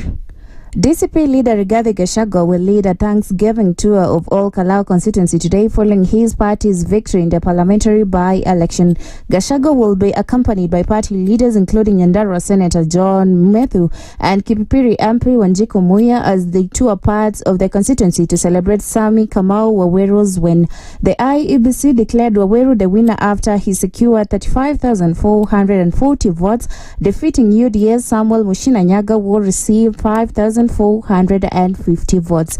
IEBC reported a voter turnout of 57% with 41,656 ballots cast from a registered electorate of 73,480. In a statement, Gachagua described the victory as a major milestone for DCP, thanking all Kalou residents for supporting their party. Speaking after the IEBC returning officer declared Waweru the winner, Nyandarua Senator John Methu congratulated him and commended the electoral agency for conducting the by-election. Allow me to take this very, very early opportunity to congratulate you, Sami, our new Member of Parliament for Kalou. I've called you Member of Parliament for Kalou in faith, and it has now come to pass. I'm very, very happy to accompany you here this morning. And first, let me commend the IBC. I think I would want to start there. On behalf of our party, we are very satisfied with the services that we got from IBC. I feel that gave us a very credible, believable, verifiable, accurate election. Matthew also called for investigations into reported cases of violence during the poll to prevent similar incidents in future elections. We cannot normalize this kind of violence during election. If this kind of violence is happening in just a by-election, I wonder what will happen in 2027. If a man in a civilian car can wield an AK-47 at uniformed officers and voters, because we actually feel that this vote would have gone to 65,000. I feel that there was serious voter suppression when those people are just shooting, everywhere. Everybody is worried about their safety. This is something that I think we'll pursue once we consult our party leader. It's something that we'll pursue with the IBC. Get to understand how people are being allowed at the full glare of the cameras to walk around with the AK-47s and shoot just aimlessly. The murder trial of former Kasipul MP Charles Ongondowere will continue on 21st and 26th October, with his driver expected to testify as the court seeks to establish the circumstances surrounding his death. This follows testimony from the MP's widow Margaret Koriri and his son Kasipul MP Boyd Were. Koriri told a police officer told the court that she received a 5,200 shilling M-Pesa message from her husband at 1:10 a.m. on 30th April 2025. She said she was later informed by his bodyguard Constable Ogola that the MP had been shot dead. She also identified two suspects in the case as people known to the family, saying one of them, Alan Ogola, had served as her husband's bodyguard for about a year. When I decided to call my husband, unfortunately, the person who picked my husband's phone was his bodyguard, namely PC Alan Ogola, and he was crying. Immediately, my son, Dr. Oja, called me and told me that my husband had been shot. Another witness, businessman Dennis Sewe Manyasi, told the court that police officers raided a house in Umoja while he was watching football with one of the suspects. He said the officers searched for firearms before taking them to Pangani police station. Boyd Were told the court he had advised his father to use a white vehicle instead of his black V8 due to security concerns. Tukatukia askari wamekuja, wakatulea basi, wakatuambia tusarende. Sasa tukasarenda, wakatuambia tupatieni bastola yetu. Tulikaa after 1 hour, ndio nikasikia maskari wakisema wameenda kwa mwenzangu wakapata bunduki mbili. So that's why I suggested to him to use my vehicle, which is a white Toyota Crown, registration number KDM, at least to change the normal routine as opposed to his usual black Toyota Land Cruiser V8. And that's the news. I'm Sheila Tembor.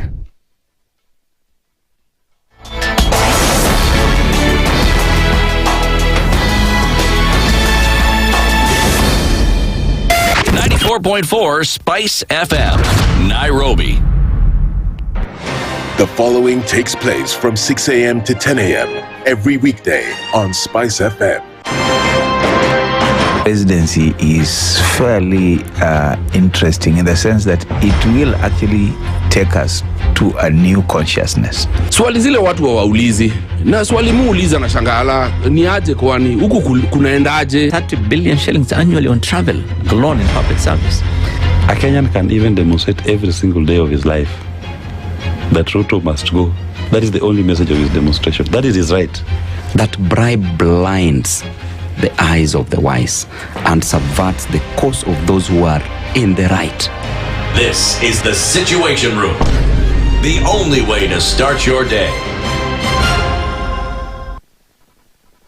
The following takes place from 6 a.m. to 10 a.m. every weekday on Spice FM. Parliament has got powers. Let me break it down. The National Assembly can initiate an impeachment of the president. This same and the National Senate, Assembly. Yes. That's our constitution. This is just a continuation of the previous administration, which Ruto was part of. President Uhuru himself openly said that we're losing 2 billion daily. Daily. I mean, come on. Are you saying that we don't have a central bank? If we look at Kenya, both public-private sector, that figure is ranging between 30 to 40%, right? I think it's clear that the government of Kenya is living beyond its means. This is the Situation Room, the only way to start your day. The following takes place from 6 a.m. to 10 a.m. every weekday on Spice FM. Every time he kept on saying he wants a vibrant opposition. How does it make sense that public money has been used already and then they dare to sell it back to you? Why are they not giving them for free? That's how broken we are. That's how broken we are. They are being sent home now for fees. They're going to fail to prepare. We are compromising the futures of these children. This is the Situation Room, the only way to start your day. Mature, intelligent talk every morning. Spice up yourself.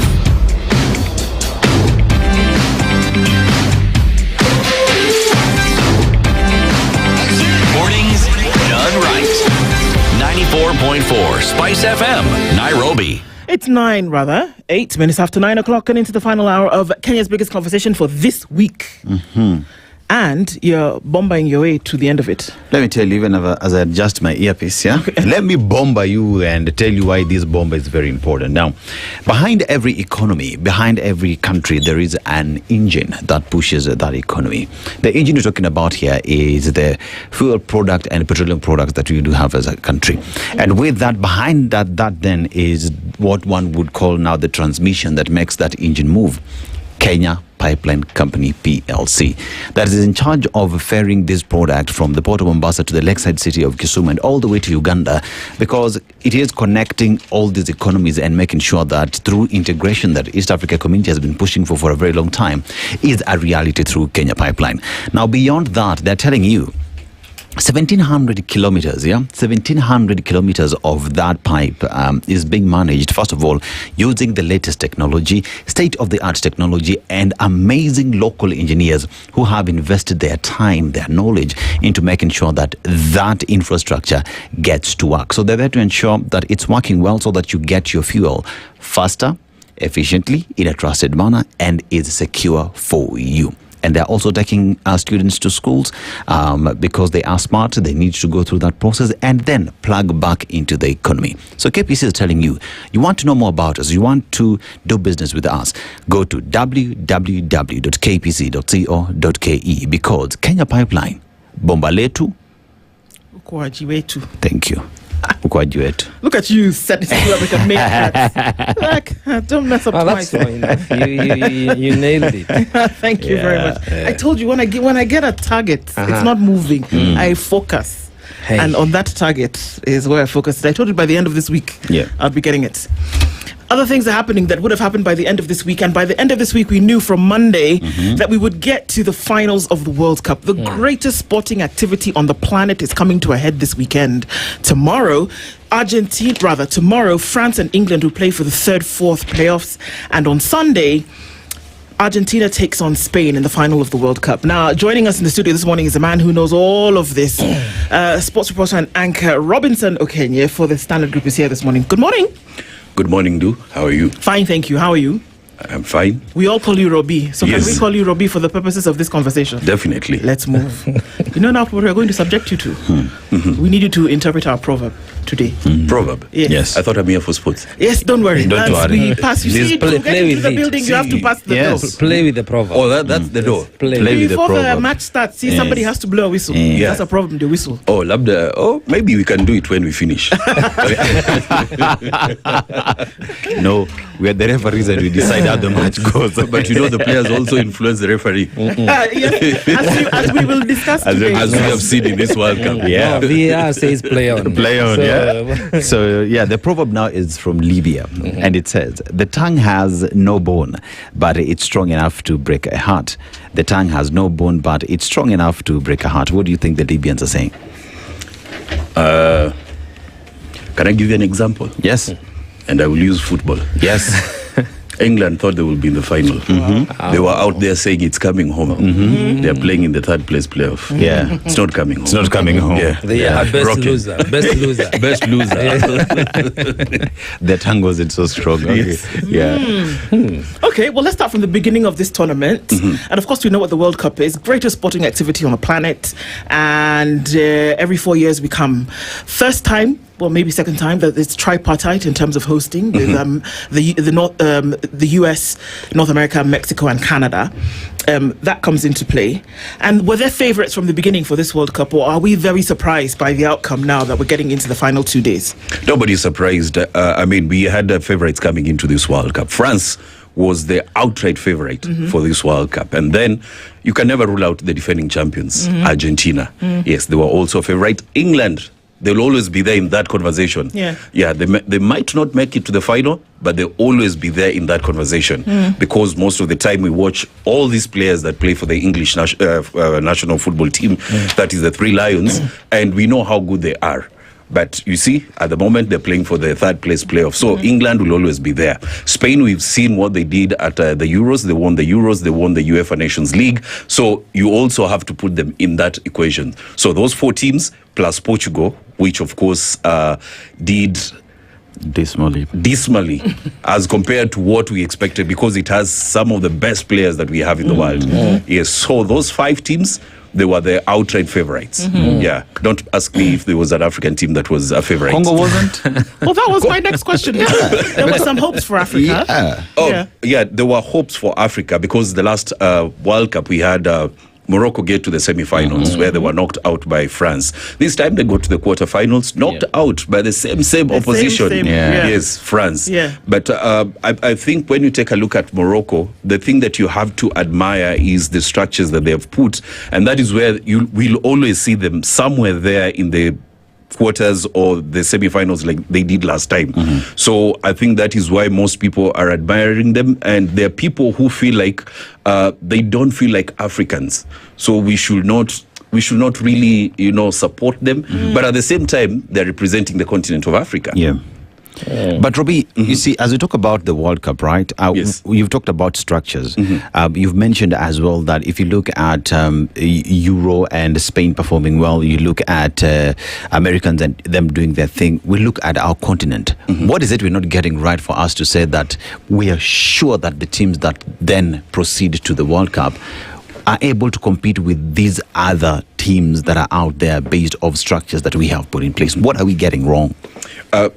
Aseto, you see, take a look at the example of Morocco. In the last 8 or so years, they've had a team in the under 17 World Cup get to the semi-finals. They've had a team that has won the under 17 Africa Cup of Nations that has got into the final. They've had a team in the under 17 Africa Cup of Nations that was played this year that got eliminated in the semi-finals.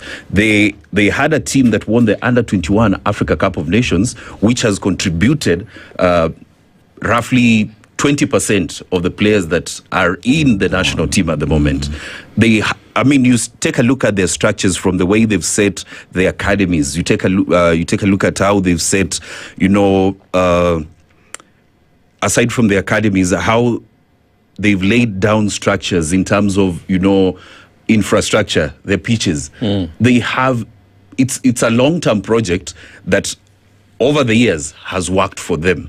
That is why even if you look at the Africa Club competitions, you'll always see a Moroccan club either in the semi-finals or the finals. Case in point, you have Wydad Casablanca, Raja Casablanca. There's Bakane. They have teams that they've set up their football ecosystem in a way that it's now giving back. They got into the quarterfinals of the World Cup. You know what the returns are? They're getting almost 16 billion Kenya shillings. 16 billion. Yes. Okay. Well, so imagine reinvesting that back in football in your country. And that's interesting, because as you put it. Just before you continue. So ask yourself, when you have a team like Senegal who come out and tell you that we've just noticed that our team doctor is a gynecologist. How does that, resonate? So strengthening and fitness outside the window. Let's look at reproduction. Okay. Now I wish it was a production of quality talent they're focusing on. But there's something to be said about what you're saying. Investment of the infrastructure that can produce a national team that can go to compete in a world arena. Because if you look locally, our structures are quite wanting. Many countries that are participating in the World Cup today, they have their mini leagues, like whether it is Serie A, the equivalent of a Division 1, Division 2, Super League and all that are highly active. And you see those players that end up in the national team, they're already doing very well in their local teams and the leagues where they participate. So I think Africa has a huge gap to fill, save for now the way you're saying Morocco and South Africa. But that being a fact, for the first time, we've had an opportunity to expand participation at the World Cup from 32 to 48 teams. Yes. One would have hoped at least one of our African teams still would have escalated to a level whereby today we'll be saying, at least we have a best loser. How does that sit with you, that even with the expansion, still we have not seen any significant improvement on the performance of our African teams? Actually, there's been a significant improvement. I mean, you look at it this way. The last World Cup, we only had 2 teams, because the last World Cup we had, it was 32 teams. Yes. And now it was expanded to 48. In the 32 teams format, we had only 1 African team moved to the next round of the competition, and that was Morocco. Now we had 48 teams. We had 9 out of the 10 teams that qualified. 9 made it to the round of 32. But now they're all out. Yeah, they're all out. But also, you look at it this way, that with the expanded format, at least we can make it out of the group stage. We had DR Congo make it out. We had Senegal, Morocco. You had Egypt. You had... we had 10 countries. So only Tunisia did not make it out. Only Tunisia. And we have Ivory Coast, South Africa, Ghana. They all made it. Only Tunisia did not make it out. And the reason Tunisia did not make it out, things that we are used with when it comes to African, we say Africa, we are African, Africa is our business. They fired the coach after the first game. They had to bring in another coach going into the second game. After they were defeated in the third game, they fired that coach. That coach was fired. So sometimes we normally do things in I don't want to say blindly, because you see, you've had this coach all through the qualifiers. Tunisia never lost a game. In the African qualifiers, they never lost a game. And then you are here in the World Cup, you've lost the first match because there were issues in the federation. You lose the first match, and then after that you have to go. Look at France. How long have they stuck with Didier Deschamps? For more than a decade. And in that decade, or more than that decade, they have been to the finals in 2018. They were in the finals in 2022. They've been eliminated in 2026. Right. Those are 12 years that he's taken them there. Luis de la Fuente, he came in after Luis Enrique was fired for Spain. He got them to the UEFA Nations League finals. He's won the Euro with them. He's now in the World Cup final with them for the first time since 2010. Yeah, I mean, there has to be a long-term plan for a coach. Case in point, I know you've watched Germany for a long time. Joachim Löw. Anytime we saw Germany from, I think, around 2006 to around 2014, he was the coach. We all knew Joachim Löw, anytime Germany is playing, Joachim Löw will be on the touchline doing some shenanigans, which I don't want to talk about. But you see, you look at these top teams that we have in the world, they normally stick with one coach who knows what they really want. And you take a look at these top teams, they have a structure of play for like Spain. You know, Spain, it's all about tiki-taka. Yes. Most people were amazed at how they played against France. But that has always been their style of play. France has always been, since Didier Deschamps took over, it has been a defensive team. They always defend, hit you on the counter. That is how they won even the World Cup. So, something that we Africans probably don't appreciate is that we need to have a system of play that even players growing from a very young age, they know this is how we as Kenya are supposed to play this way. We as Tanzania are supposed to play this way. Because you look, again, case in point, Spain. You look at them at the moment, all the players that are in that team, they were at a certain point coached by Luis de la Fuente because he was an under-21 coach. They went through his system. So when it brings you to the national team, you definitely know what you're supposed to do. So he doesn't need to put in some new knowledge into you. Far be it from us to imagine that such a huge event over the world, but even beyond the World Cup, is played almost every month of the year. But since we're focusing on the World Cup, far be it from us to imagine that it is not political in nature as well. Gianni Infantino has come under sharp scrutiny for issues of corruption within FIFA, just like his predecessor, Sepp Blatter, also did face some of those. When is the issue of corruption within FIFA going to be dealt with? I don't know that we've seen another event where a president of a country, whether you're hosting or not, can actually have a say in whether a red card for Balogun can be called back or not. Have we seen something like that? And why would we not have a football governing body actually step in and say, sorry, Mr. President, you can't call your trump card here? For this World Cup, I think we could all see how that influence from USA was coming because before the World Cup, I think it was like 1 year before the World Cup, FIFA awarded Trump a Global Peace Award. The golden. And yet, after that, there was the war in Iran, which, USA was part of it. And then you ask yourself, how do you award somebody a peace prize? And yet this person is out there saying that we will bomb Iran, we will do all this and this and this. And then we come to the World Cup. You could clearly see that their decisions or decisions favored towards the so-called, politically strong or powerful countries in the world. I mean, we all saw the videos of how the Senegalese players were being, screened at the airport. But there were other countries that were being treated well. So you ask yourself, is FIFA, should be standing for everyone?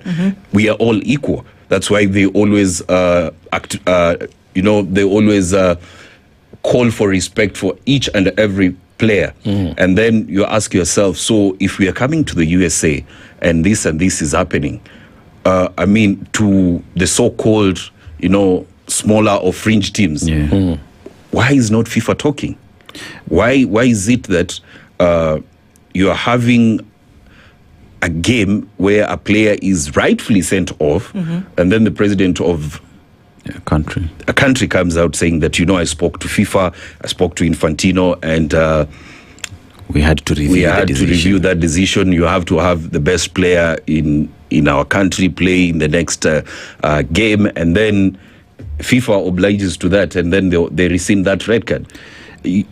But Ruby, you see, even then there is, because Iran also made it. But we also know the politics that were in, because even Iran, where they were going to spend their nights, where they were training, where they will play their games. They actually changed their training ground from USA to Mexico. Exactly, And even then, you look at FIFA and its position on fairness for everybody. For the game, because at that point it's like elections. IEBC plays there. When it comes to football, FIFA should control each and every single thing, including logistics on where their players would be playing. So is there an indictment on Gianni Infantino and FIFA on how it has managed this World Cup? How they allowed politics that does not involve them to be front and center in it? I think FIFA shot themselves in the foot. Because when you look at it, if we have... They scored their own goal. They scored their own goal. Because you see, a country like Kenya, if the government tries to interfere with whatever is happening with the FKF, we will be suspended. And then they will bring in, a committee to oversee and bring in some new leadership. But here we have the US meddling with what FIFA is doing, and nothing. Nobody's speaking. The only federation that was continental federation that came out and said that whatever is happening at FIFA at the moment is outrightly wrong. It was UEFA, and because UEFA, they know they have a powerful voice, and at the moment, rumors are they're advocating for the removal of Gianni Infantino, because the elections will be held next year. But also, Gianni is also smart. He knows that if UEFA don't want him, there are people that he can hold their hands who have more countries. Case in point, CAF.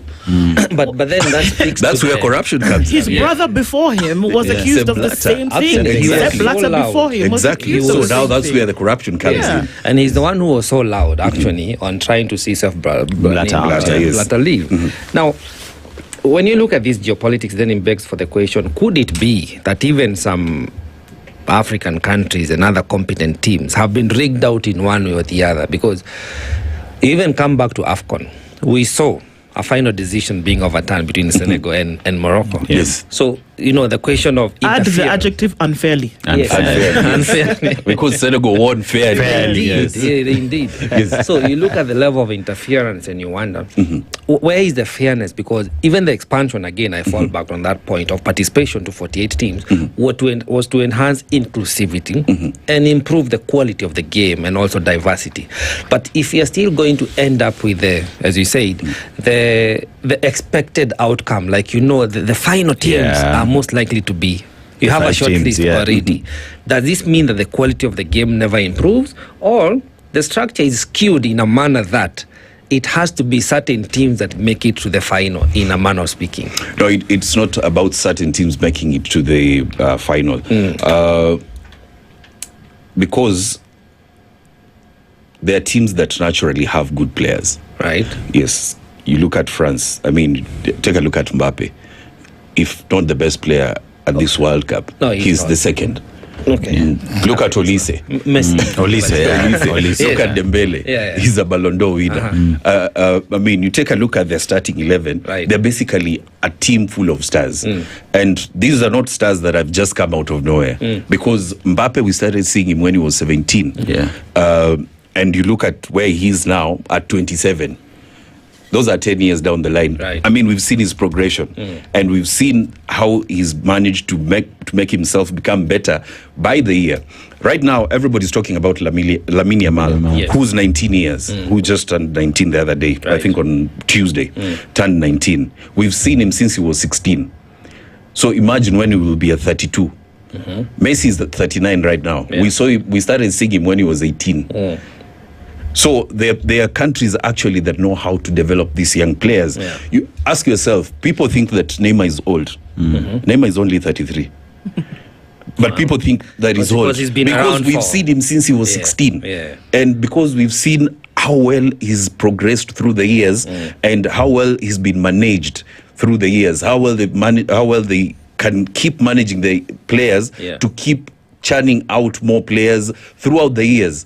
So I think that is where the disparity comes in. Like, you have good players, but you don't know what to do with these good players. But there are teams that have good players and they know what to do with those players. Now, in your own personal opinion, of course the list was long, but are you satisfied with the final four? Are you disappointed? Are there teams you really hope to be there but they are not? I'm satisfied with the final four. You're satisfied with the final four. There is no favorite that was out. No. Argentina Ojabebwa. Argentina. There's also that talk that Argentina. Let's take a break. Then we can come back and look at these allegations. And we'll see where, I was going to say voter bribery, perhaps I'm still in Kalou. We can see where things like match fixing comes into play if that conversation is being had, and whether or not Argentina then, because of the mere fact that is in the final, is because of a structural manipulation or just because of talent, like Robbie's saying this morning. We're taking a break here on The Situation Room. We're talking football, getting into the final 2 days of the FIFA World Cup that's happening right now. The finals, of course, being played in the US on Sunday, and the third and fourth place playoff taking place tomorrow, Saturday. Robinson Kenya is here with us this morning, and we're looking at the intrigues of all of this. We continue with this conversation when we come back from this quick break. Stay with us.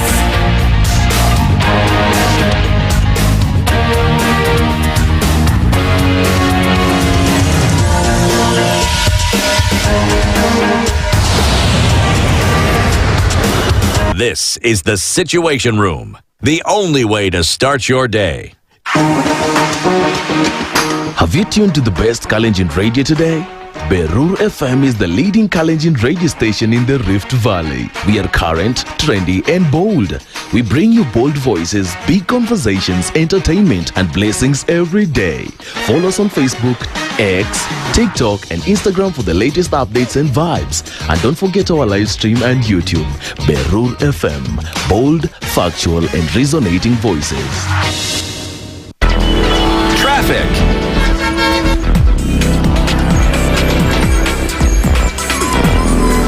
All right, so Friday morning has not been too sticky through the morning as you come in very early today. We're seeing a lot of outbound traffic into the weekend. But a quick look at what's happening into the CBDs where everybody's heading this morning. Not too much of an issue. The traffic that was on the Thika Superhighway seems to have cleared, and we're seeing just a little bit of that left as you get towards the Globe Cinema roundabout. Apart from that, I don't think we're going to have an issue with it through the day. In case something does pop up, talk to us. SpiceFM KE on X.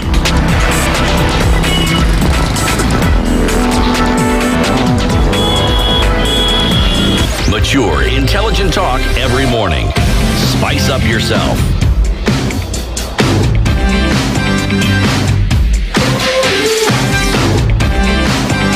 Mornings done right.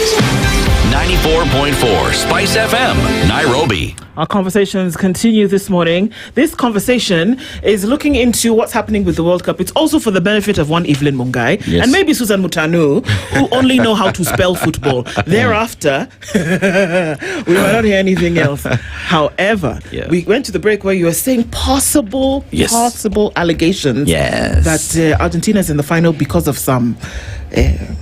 because it has been said. Because even when it's Argentina that... I think defeated Morocco. Argentina, no. They defeated. It was France that defeated Morocco. Yes, Egypt. So there has been. I know you are talking about the game against Egypt. Yes. Where then there are suspicion that it was robbed against Egypt. Egypt should. I mean, some of the decisions that are made should have been relooked. Then you look at even the recent game. I was following up on an individual who, an English citizen. And I was saying, I'm looking at the game, and the best three players, I can look at them. Guess who the three players were? The referees, the three of them. They're the ones who are training, and refers to them as the best players in the field. But you know, so one asks the question. You're losing, one asks the question. That's a sore loser. They have not just decided that the GOAT carries this thing again. Or some decisions are questionable. You see, what they say... referees are to error, but we have VR. That is the good thing about the whole World Cup.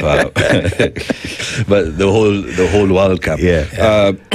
You asked me about the game against Egypt, where they won 2-1. Yes. And this is something that has been happening to African teams, losing late on in the games. Look at all the African teams that went through to the round of 32. The last 10 minutes, that's when they would actually, concede, and then they were knocked out, aside from Morocco. But that game against Egypt, if you ask me, they had a comfortable 2-0 lead. Comfortable. Why not protect your lead? But there were allegations of this is racism. Racism.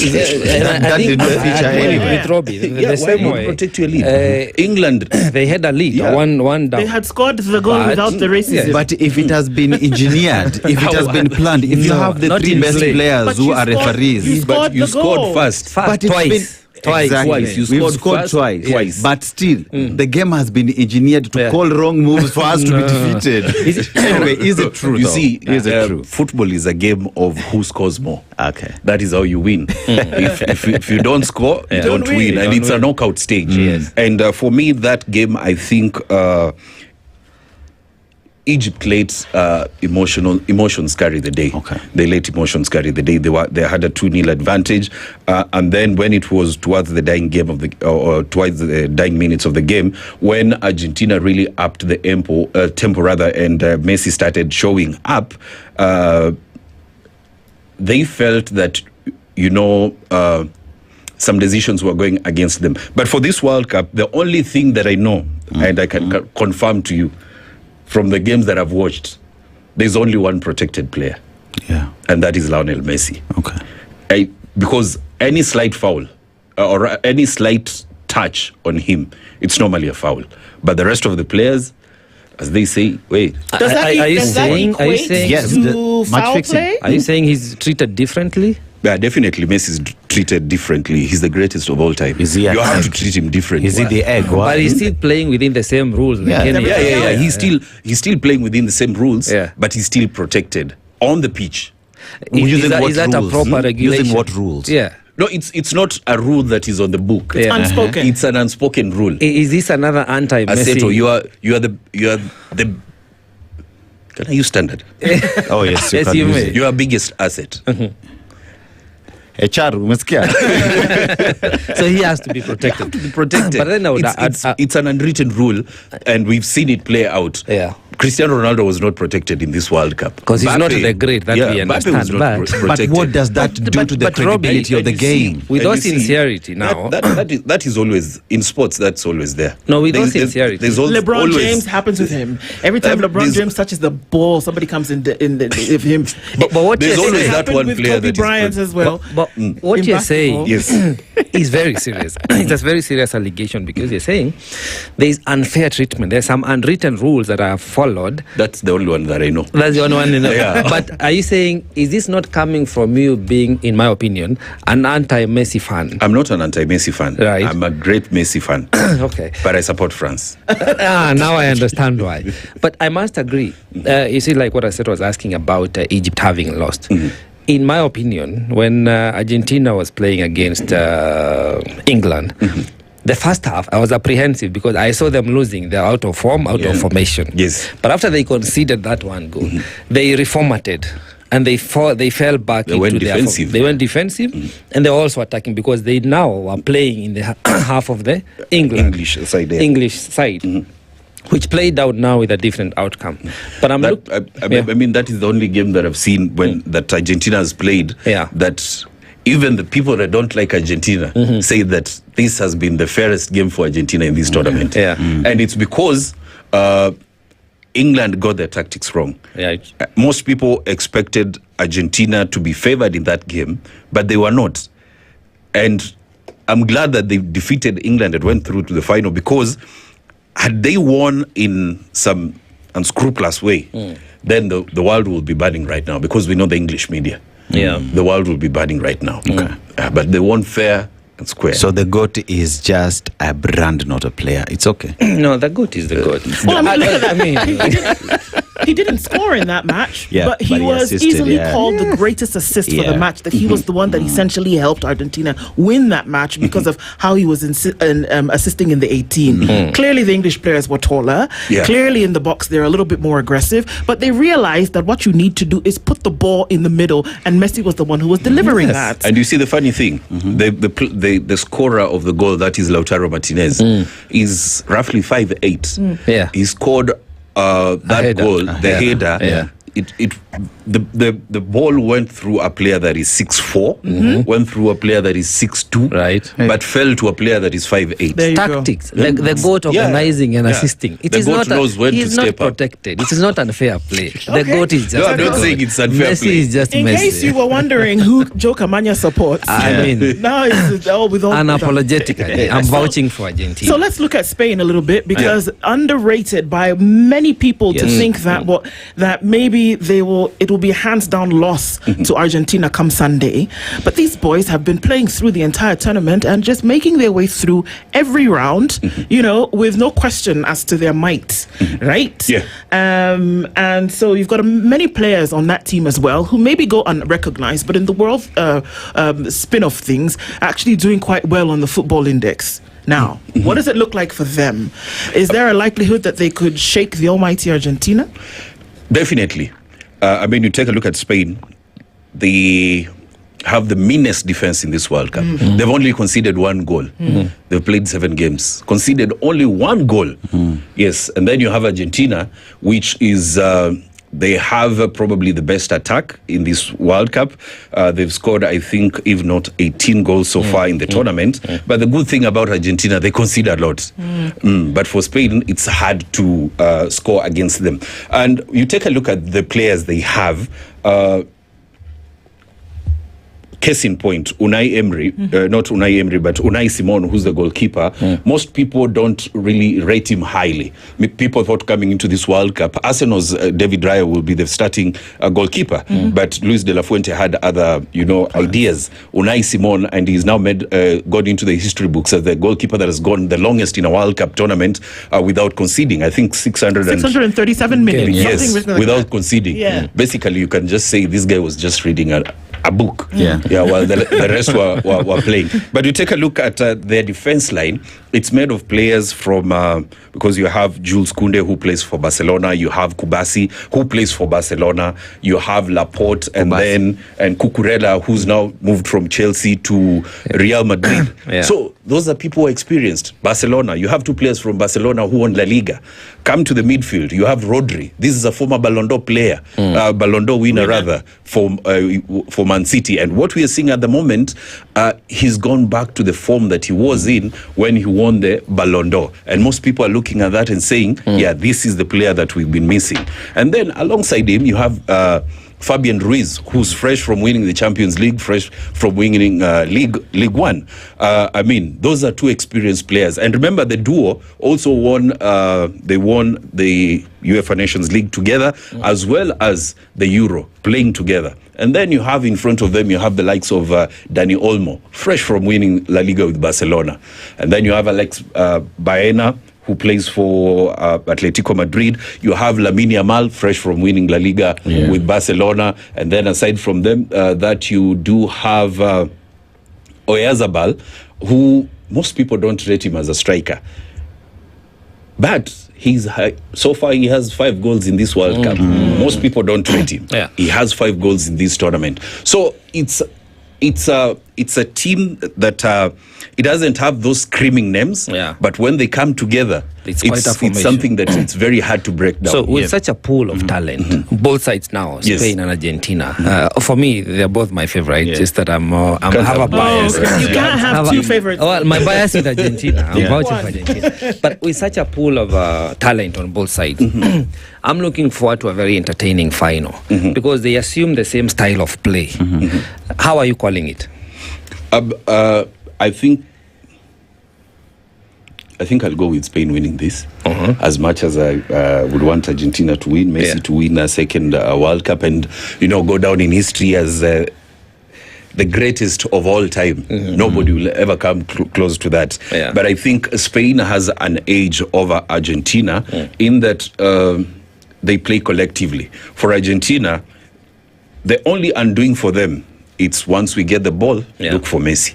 Let's go forward, look for Messi. We know he will do something. And definitely Messi will do something. And when you take a look at these two teams, even for Argentina, most of the players play in Spain. Yes. And Messi has been in Spain for a very long time. Yes. So when you take a look at how it's going to be, I expect Spain to still stick to their, fundamentals. Just possession. Deny Argentina the ball. And for Argentina, I know it's going to be very quick counter-attacks. Look for Messi. Messi is going to either create or score. And probably what Argentina will be looking for, probably try to be aggressive towards Spain so that they can get a player that can actually retaliate and make Messi angry. And that is what you don't want that to happen in a game. Because once he gets angry, then that is when he turns up. I mean, that's the final, Sawa. But in 3-4 as well, there is another interesting game losers. That is the best losers. 3-4. Who do you call it for? France, because that is equally an interesting game, if you ask me. It's equally an interesting game, but I think we are going to see players that have not featured in this World Cup play tomorrow. Actually Sunday morning. It's midnight. It's midnight. Sunday morning. We are going to see players that have not featured in this World Cup. France has played predominantly with the same starting 11 since the World Cup began. England, the same. So probably we are going to see the players that have not gotten minutes in this World Cup feature Sunday morning. Those are the players that we're going to see. And most likely Mbappe, because they're trying to chase that best scorer, 8 goals to his name. Messi has also 8. Harry Kane has 6 in this. 6. Dembele has 5. So it's going to be interesting to see the players that have not played plus Mbappe playing, players that have not played plus Harry Kane playing. I mean, in this World Cup, then one would ask the question, who are some of the players that came out and performed really well? Starting from the Mansa from DR Congo as well. We've seen some new entrants into the game who performed very, very well. And with that, then, how does the future of the game look like? The future of the game is very bright. Let's take a look at the case of Spain. They have Lamine Yamal, who's 19 years of age, and he's the face of the team. Okay. They have Pau Kubasi, who's 19 years. He's played all the minutes in defense, marking some of the best players that we have in the world, but he still stood out. For them, you see, those are young players who are coming through the system, and we are going to see them for a very long time. Argentina, they have Nico Paz. He's just featured, I think, for how many games? He's just played roughly 2 games in this tournament because you have to take Messi out for him to play. Okay. Yeah. Which is very difficult. Yeah. Okay. Yeah. So Nico Paz, also very young, I think 21 years of age. Take a look at France. Olise, 21. How long are you going to see him? True. And remember, Olise has the most assists in this tournament. Right now, he's tied with Messi, 5 each. Yeah, at 21. So that guy is going to be there for a very long time. So the top teams have England. They have Nick O'Reilly. He made a cameo, not a cameo. He's played all the games. The only game that he came out from the bench was against Argentina, but is equally young, 20 years of age. So most of these teams have very young players who they've introduced in this World Cup. Mexico had a 17-year-old who played for them in this tournament. He was coming from the bench. So you take a look at these teams. They've introduced us to what their future looks like. Yeah, we have people who can carry that mantle and going into the future. Well, and now looking at some of the early losers, you have Brazil, you have Mexico. Let me ask you. Yes. All these days that you've watched football, right? You don't have a soft spot for Brazil? I do. Yeah. But now that's what I'm saying. There is always that expectation when you hear World Cup. Brazil. You expect Brazil will be there. Now they are not. They seem to be fizzling out of the big scene. Even the last season, they did not do very well.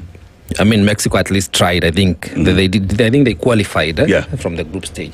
But Brazil seems to be fading away slowly. What do you think is going on there? I would want to go back to the words of their legendary captain, Cafu, who once said that once you have most Brazilians playing in the English Premier League, you're not going to win the World Cup because you've lost that Brazilian identity. Right. Now you're playing like European teams.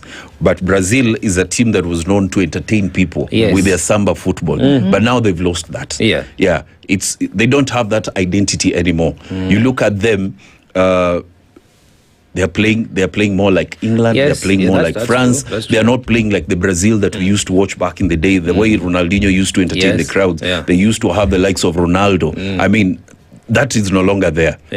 So he said that once you have most people go to England, you're not going to. And it's important to win the World Cup. If he needs to note, we are talking about the original Ronaldo. Not CR7. Not this other one. So can we see a difference between that and what's happening in Spain, where the majority of the Spanish players actually play in the Spanish league? So that's where we would see would be a definite definer to say that this is literally a homegrown football. And as I listen to you, Robbie, some of the things that you talk about, that we know that whereas this is a sport where individuals come to their capacity, but then they're playing within the team setup, that they're showing examples of how they can bring the glory for themselves, but they bring the glory for country, whereby this sport, if anything, they become ambassadors for their countries. And who doesn't know that sports is one of the biggest ways in which you can promote a country? Now, as they do this, do they speak for, Ballon d'Or winners, and we look at, we look at all the leagues that play from, of course, FIFA, UEFA, the English Premier League, the Spanish League, the French League, all of this, the Bundesliga, all of this, they're the leagues, but then they speak for country. Is it about time that countries on the other side start to look and say, you know what, this is actually something that you can use to grow sports as ambassadors, to use it for your country's build-up? Can we get to that conversation? Is it a place that we can start to derive from? Are you speaking about Africa? Yes. Yes, this side of the world. This side of Sahara. Not the other side of the world. No. I think the problem with this side of the world is we've not actually opened our eyes and seen the true strength that sports has, the opportunity that sports brings to in terms of economy, in terms of, tourism and all that. We've not opened our eyes to that. You take a look at the World Cup being held in the USA, Mexico and Canada.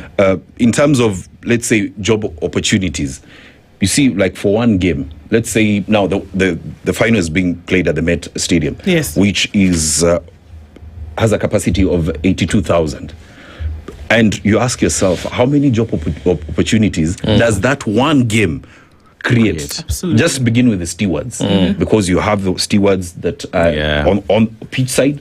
You have the stewards that are on after the first. I don't want to call it raw. I mean, there are lots of stewards. Aside perimeters. Perimeters. First perimeter, second and third. And then aside from that, look at the teams that are playing in that final. Every team is assigned a media commissioner. Security. There's a bus. There are people that, the whole, like for one team, you'll have almost 200 people assigned to that team. Because when you have one media person for that team, but you also have under him, there are people that are in charge of every player if he's needed for media duties. So a team has 25 players. So those are 25 people that are employed for that. 26.